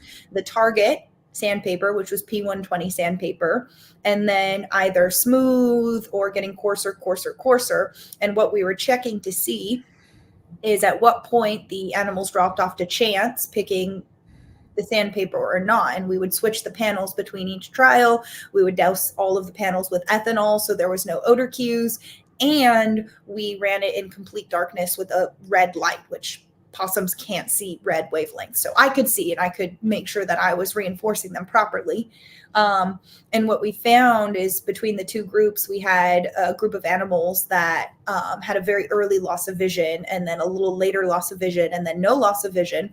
Is the animals that had no loss of vision dropped a chance after I think the second sandpaper grain, which was a very different texture between the P120 and the smoothest sandpaper. Think of the difference between a shag carpet and tile.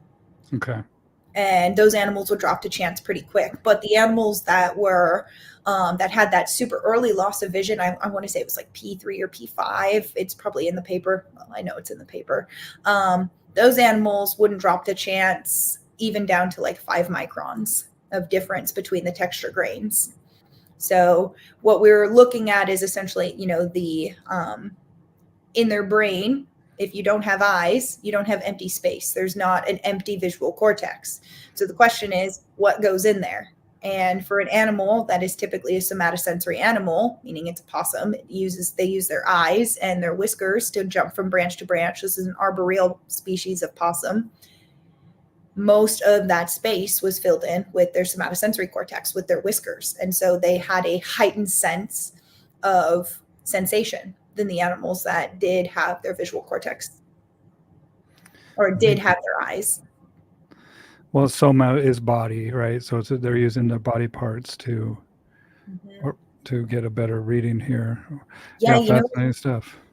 It was really interesting. What we started to see, I don't remember if it was pockets or if it was one of the other possums. One of the possums was so competitive, that she would, as she was doing her maze, she would whisk, and then she would rub her body up against both sandpapers, like rub her full body up against both sides, and then make her choice. So she was even using her own hair on her body to help tell the difference between these two sandpaper grains. Well, and I got to think too, like of negative ions, like charged particles, even down to that level, right? How we rub our head against a balloon or something like that, and you put the head, like how it kind of makes the hair stand up on edge. That might be an effect of that too, of like just an extra fine tool to detect, that's how my mind works, right? It's like, Yeah.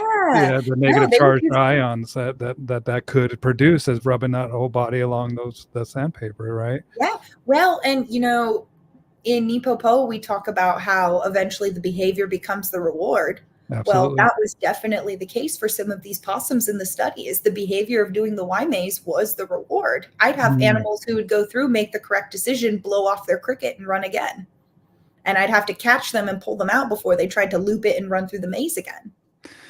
It reminds me of the dogs that I'm looking like that are out hunting for birds or whatnot, and I try to get them to drink some water, and they're like, "Screw this, dude! I don't want to stop doing what I'm doing." I'm like, "No, bro, you need to drink water, otherwise you're going to be dropping out there in the field, right?" And so it's something that is fascinating, man. That's why we do this, right? Is Yeah. to observe and contextual reasoning. I love to work with a neurobiologist. Yeah, you guys need to meet if you guys don't know each other. I would David, love that. Heather, David, great people. Kevin Lee is on here. Hey, what's up, Kevin? Hi, Kevin. Love you too, buddy. Yes, love you too. I missed you at Thanksgiving this year. Next year. And then David says, like detector dogs work with the toy in their mouth. Absolutely, Yes, right. absolutely. The detection is the reward. Mm-hmm.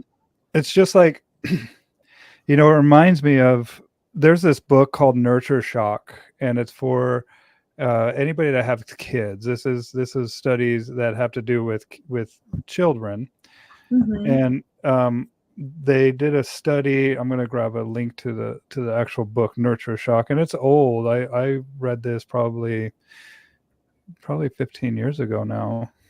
Well, I'm adding it to my book Maybe list. maybe it was less. Maybe it was 10 years ago. Nurture Shock: New Thinking About Children, and it's on Audible as well. Here, let me share this. And there's a bunch of studies in this book, and one of the studies that it has is where they have these children, these groups of children, and on one of the groups of children, they focus on telling the kid that they're super smart, and then and I I look know at the the stuff talent you're code. talking about. Yeah, you probably do. And then the other children, they focused on the effort of like, you did a great job, way to work through that. Yeah. Okay.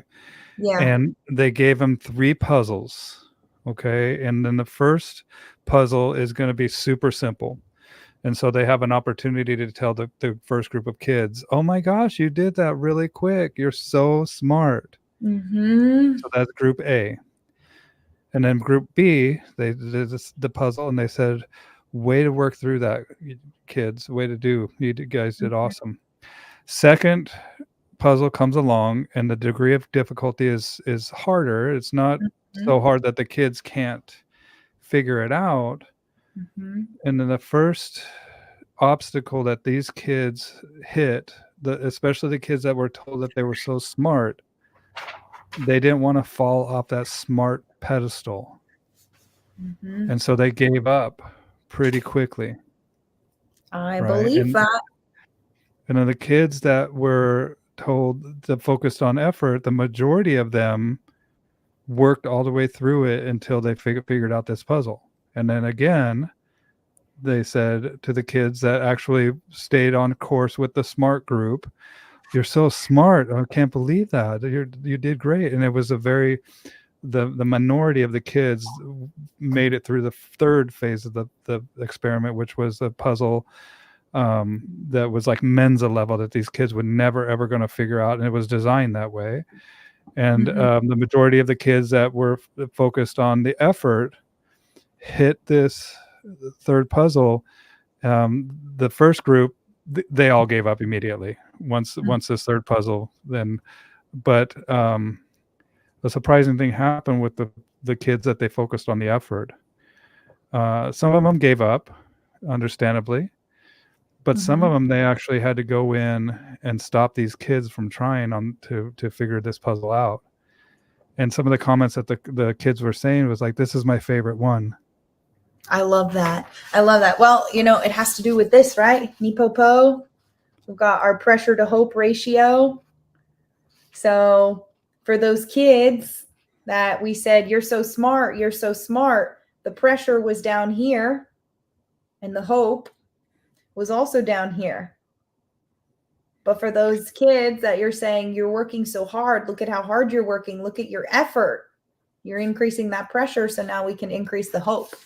Well, kind of like dopamine versus endorphin, right? The endorphin was the struggle through, even though this is painful, even though I can't figure this out.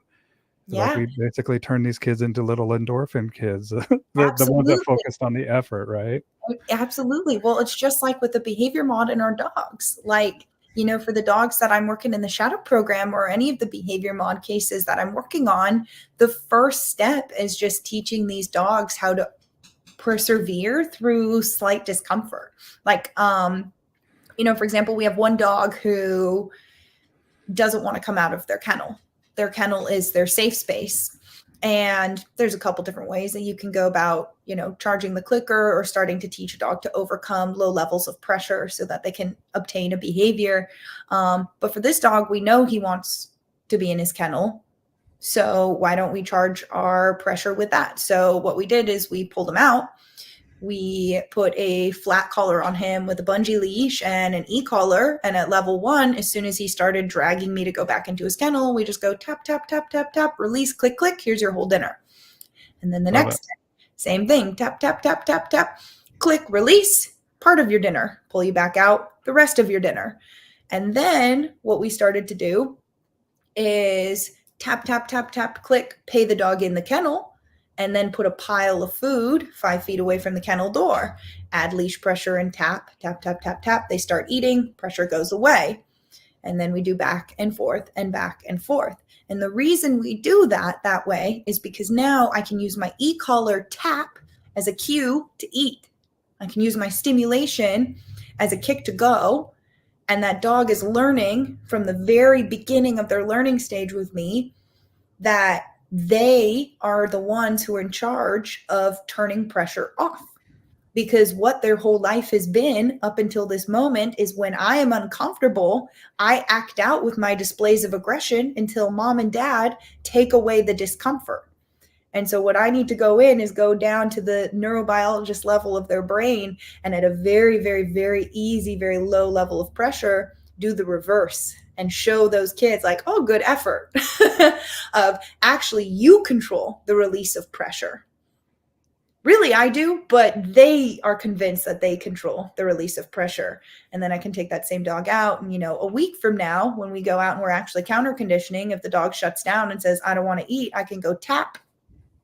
And that's going to kick the dog into food drive. And that's going to be a cue to work and a kick to go. And they can start to overcome pressure.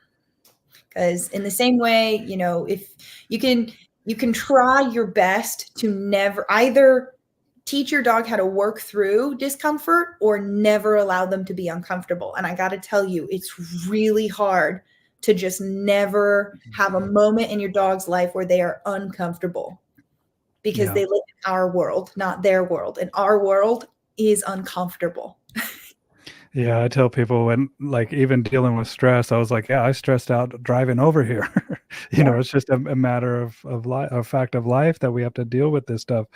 And it's a toughening that needs to happen, right? In some aspect. And even though we want dogs that are eager to please, we also have to, which are the dopamine, right? Eager to please, right? But we also have to have that aspect of like, being able to play with the money, right? The play with what Bart calls the dog money. And I agree with it. Is like same thing with people, man. If we threw some money into the equation here, especially valuable money, big money, we're gonna see some people do stuff that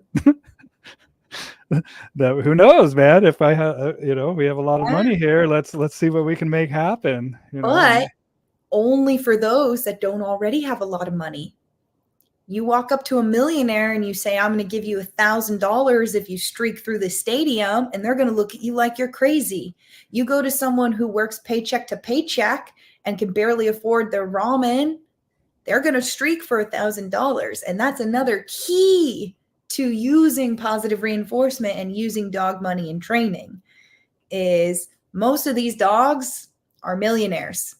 They're sitting pretty in their home with their all-you-can-eat buffet, always readily available. And then their owners come to me and they're like, why won't he work for his food? I'm like, well, if my tree out in front of my house dropped $1 million when I walked outside, I'd stop going to work too.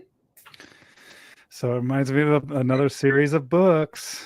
Yeah? Oh, what you got this time? So this one is by Thomas J. Stanley, PhD. So this guy, he's actually in heaven now, and that's unfortunate, but here we go. Let's look at his books. And this is Stop Acting Rich and Start Living Like a Real Millionaire. Beautiful. It's kind of along the same vein as like Rich Dad, Poor Dad, right? Well, not really. I mean, kind of, but not really, because this guy actually studies the affluent. So he goes, and it's like the millionaire next door, the next millionaire next door, networking with millionaires. And he also has it with, this isn't him, but so let's see here. The millionaire next door, so the surprising secrets of America's rich. Right. And this was back in 20 years ago. And let me see if I can. So who are the rich in the country? What do they do? How do they invest? How do they get rich? And can you become one of them? And a lot of times people just have a very big misconception about what a millionaire is. Do you know what the average cost of a millionaire's house is? Ooh, can I guess? $780,000. Probably today, but back when that book was written, it was like $350, right? Yeah. Right. But just knowing the value of houses and how they've shot up, Yeah. in maybe not real market. Do you know what the average automobile a millionaire drives is? No, I don't. Toyota Camry. I believe it. Yeah. It's like because it's smart. The one thing that you can do to not become a millionaire is live in an affluent neighborhood because of the keeping up the Joneses effect, where everybody's trying to outperform each other. And so I've said this, I think that these dogs act like spoiled rich kids. Yes. And there's this thing called economic outpatient care, EOC, that he talks about. And I've read every single one of his books, 11 books that he's had. And EOC is a common factor with these people, man. Is like these kids, they don't know how to struggle. Yes. Because everything's handed to them. And so they have what's called the need for EOC, economic outpatient care, for the rest of their life. And they find out that the first generational wealth is lost in the second and third generation on average, right? Because of the same aspect of wanting to coddle, wanting to care, but not realizing the value of letting the kids struggle to earn and to learn how the world really works. Yeah. And, I think where people get a little bit turned off by that idea when we talk about struggle in dog training and allowing your dog to struggle is, I imagine what they're picturing is like me sticking my dog outside in the rain and just being like, yeah, struggle. But it's not that. It's literally when the first time the puppy saw me go down two steps and he barked and he panicked and he freaked out because he didn't know how to do those 2 steps. And in that moment, you know what I did? Nothing. I did literally nothing. I let him figure it out, and he did. And now he runs up and down my whole flight of staircase like it's no problem. But it's that little tiny moment where I had a choice to either alleviate his discomfort, let him exist in his discomfort, or let him figure out how to make himself comfortable. If I made the choice to alleviate that discomfort for him in his critical period, mind you, no less, that is his understanding of discomfort. When I'm uncomfortable, I bark and I panic, and someone else fixes it for me. Rich dog.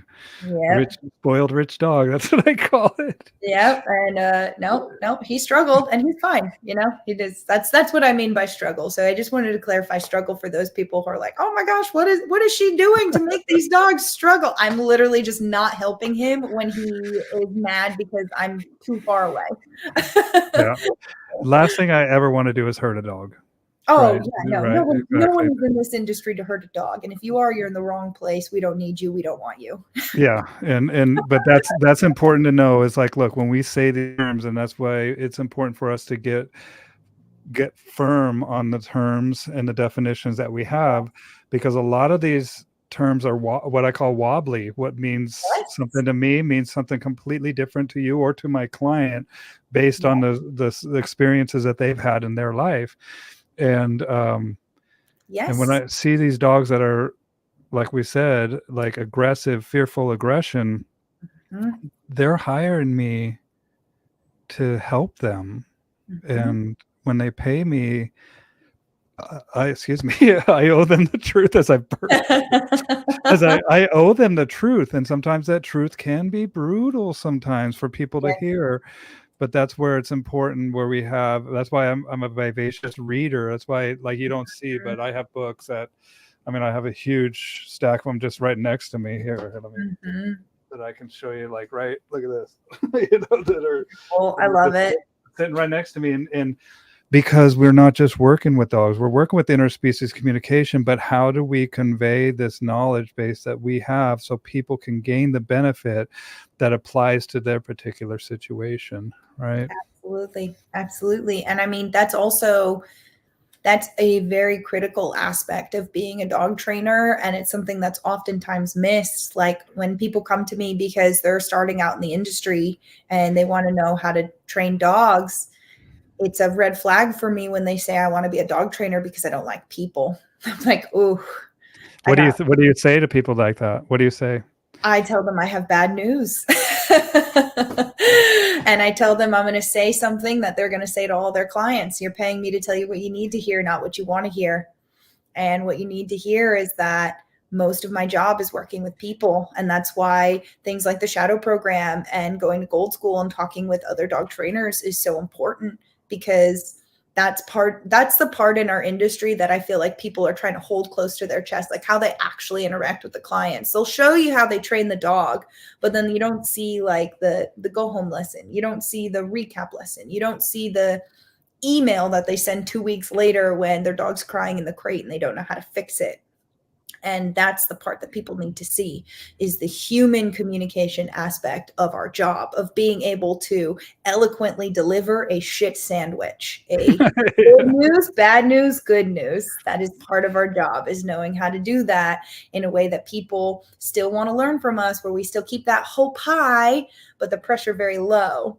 And like in one of the schools that I teach, the Cobra Canine school that I work with and that I teach or wrote the curriculum for, we teach people who have never handled a dog how to do behavior modification. It's a lot. It's intense. And in the beginning, week 1, I'm telling you all the things you're doing well. Your timing was really good. You did a really good job reading that dog's body language. You did a really awesome delivery of that food. You pivoted perfectly.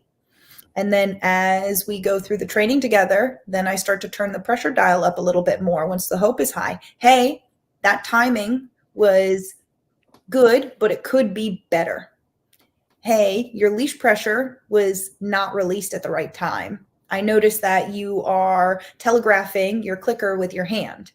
And then we get towards the end of the school where I say, okay, guys, now it's time. If you want, you can all put an e-collar on your arm. I'm going to turn it to the highest level. And if you're still sticking your hand in your treat pouch as you click your clicker, real fast.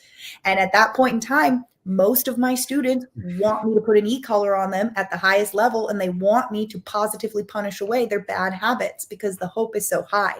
And we need to do that with our clients as well. We can't just jump in and tell them, well, you already messed up your potty training. You already ruined your crate. You already ruined your clicker. We got to come in and give them a lot of hope first and then slowly turn our pressure dial. And that's also an art. And it is a very big part of what we do. But we owe it to our clients to do that. And Absolutely. especially if you're a professional, that goes hand in hand with being a professional with integrity. And but it's also this ongoing learning. And when we look at doctors, lawyers, and people that are at the highest level of the pay scale in our society, guess what also they're doing? Continued learning, right? Yes. And so why not? I mean, it's not whenever we think that we have it all figured out, we're dead in the water, man. And so Absolutely. that's another reason why I do these talks. And we've been talking for over 2 hours, and we're going to be doing another one, you guys. So and I put Coral Canine in the comments down below that Heather was just chatting about, where she was at previously. I'm still with them. Oh, you are? Okay, good. Yeah, I still partner with them. They're great. So they just, Koru K9 is specifically doing behavior mod. Like they take on the dogs that everybody else is like, no, thank you. We need those people here. So let me do a quick screen share of them real quick. Yes, absolutely. They're a fantastic company. They also, like I said, the Koru K9 Master's Program. That's a curriculum that I wrote that I've refined with another amazing trainer, Sierra Fabian. And within this program, this is for people who are interested in becoming a dog trainer, but it's the only dog training school at the moment that you're going to learn with client dogs. You're not going to learn with a kennel full of well-bred Malinois and German Shepherds. You're going to come learn with our little bitey reactive doodles, and you're going to learn with the dogs that are already struggling. So it's a lot. It is kind of like the Silver School and it's drinking from a fire hose, but then afterwards we have mentorship programs so I can help you get into becoming a dog trainer. Because I remember when I first started, it's like, how the heck do I do this professionally? This seems like a fake job. I don't even understand what a dog trainer does. Yeah, there you are. Yeah, that's me. So if you know people who are interested in behavior mod that want to take on pet clients, that is a fantastic program for you. That is a good one to learn how to do the pet dog training well. And then building off of that, once you get your Silver School certification, then you could do the 4-week shadow program with me. But that one is very in depth. And I want to see you already with a very large baseline understanding of knowledge before that program so that you can actually get the most out of it. Yeah. And this is what the world needs, man. I mean, there's so many dogs that are being unnecessarily euthanized because of behavioral issues, where if they just had that true, professional with the integrity and knows what the heck they're doing, right? Yes. And there's a disconnect in the dog training world, not just with the terms and philosophies of the understanding of that, but also just how to apply and how to really get results that you're looking for. Yeah. Go ahead. Yeah. And I mean, to that respect, something that is very disheartening for most pet clients is when dog trainers won't take them.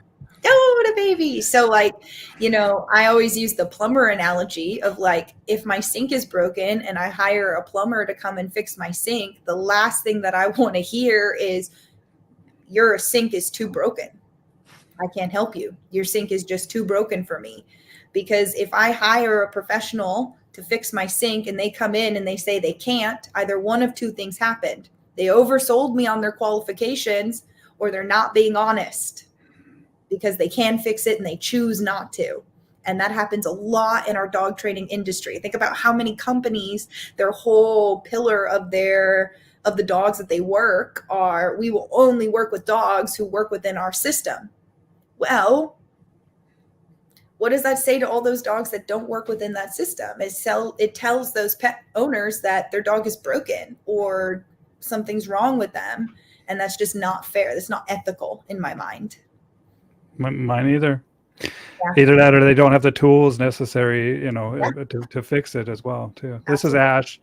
I can tell that he was in here because he's starting to stink up the room. He's having some digestive. Ash, can you speak? Oh, poor buddy. Speak. Say hi to Heather. Speak.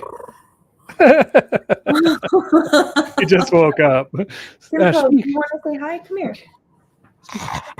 Speak. There, maybe a little bit, but Simcoe, hop up. Simcoe, speak. Speak. Speak. There you go, buddy. A little squeak. I swear he sounds more manly like that than that. Speak. Oh, look at it. Look at it. He's tiny too. Speak. His little tail. Well, what's the best way for people to get a hold of you, Heather? Yes. So the best way for people to get a hold of me is through my email. That is my name, Heather, D as in dog, Lowell, Lowell @gmail.com. That's if you want a direct line to me, Heather D Lowell @gmail.com. You can also find me on Instagram. I am Canine Advocate Heather. Perfect. You can find me on Facebook. I'm Heather Lowell on Facebook. I basically add everybody, and we're all dog trainers, so we all have like 30 mutual friends in common. So it's very easy to tell who's actually in the industry. So you can find me through Facebook, through Instagram, through my email, and soon my website. That's right. We got her. Is that it? Canine Advocate like that, or is it? That is it. Canine Advocate Heather. Yes, that is it. Okay, great. And thank you, Bill, for creating a platform. You're very welcome, you guys. Just keep listening to this. This is something that I want to help dogs, Yes. and by bringing them conversations that I have and sharing my passion to serve these wonderful animals. And if you gain any type of knowledge out of this, then I've done my job. And I just appreciate you all being here and watching this. And stay tuned, because Heather and I will be doing an event together as well. Yes. I want to do a couple of them. One that's going to be Napopo-centric, where we run our Gold School together. Mm-hmm. But I also want to do the hiking thing. We have these campsites that I've rented before, and I want to do it again right on the river out here. And I call it Ruffin' It Weekend, RUFFIN. So we have a little weekend of bonding and skill building and stuff that we can do with our dogs. Fantastic. That'll be so fun to go out and do a camping trip with the dogs, because dogs in nature, there's nothing else like it in the world. And thank you so much for having me on. And it was so cool to meet you in Missouri and find out you actually are kind of my neighbor.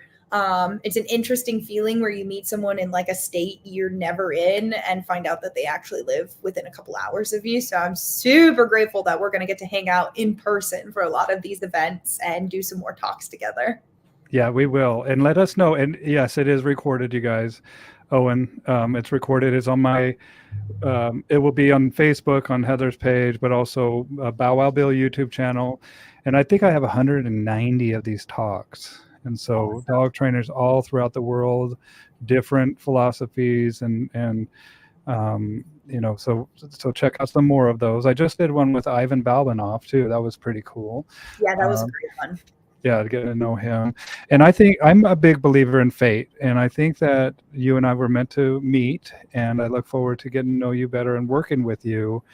And also seeing how we can apply this to horses as well. Yes. Absolutely. That's going to be a lot of fun when we start adding the alternative species. And also for you guys who are interested in seeing more talks like this with me and Bill, please put in the comment section the things you want us to discuss. So if there was something that we talked about tonight that you want to hear more of, or a topic we didn't talk about, Kevin, a topic that we didn't talk about that you want to hear more about, please put it in the comment section so we can start putting those talks together. Awesome. Yes, we do. All right. Well, you stay there, Heather, and I'm going to say goodbye to you in the studio, but everybody else will say goodbye. Thank you, guys. Bye, guys. And and don't forget my Patreon. Just the links in the comments. We'll be doing talks on there as well.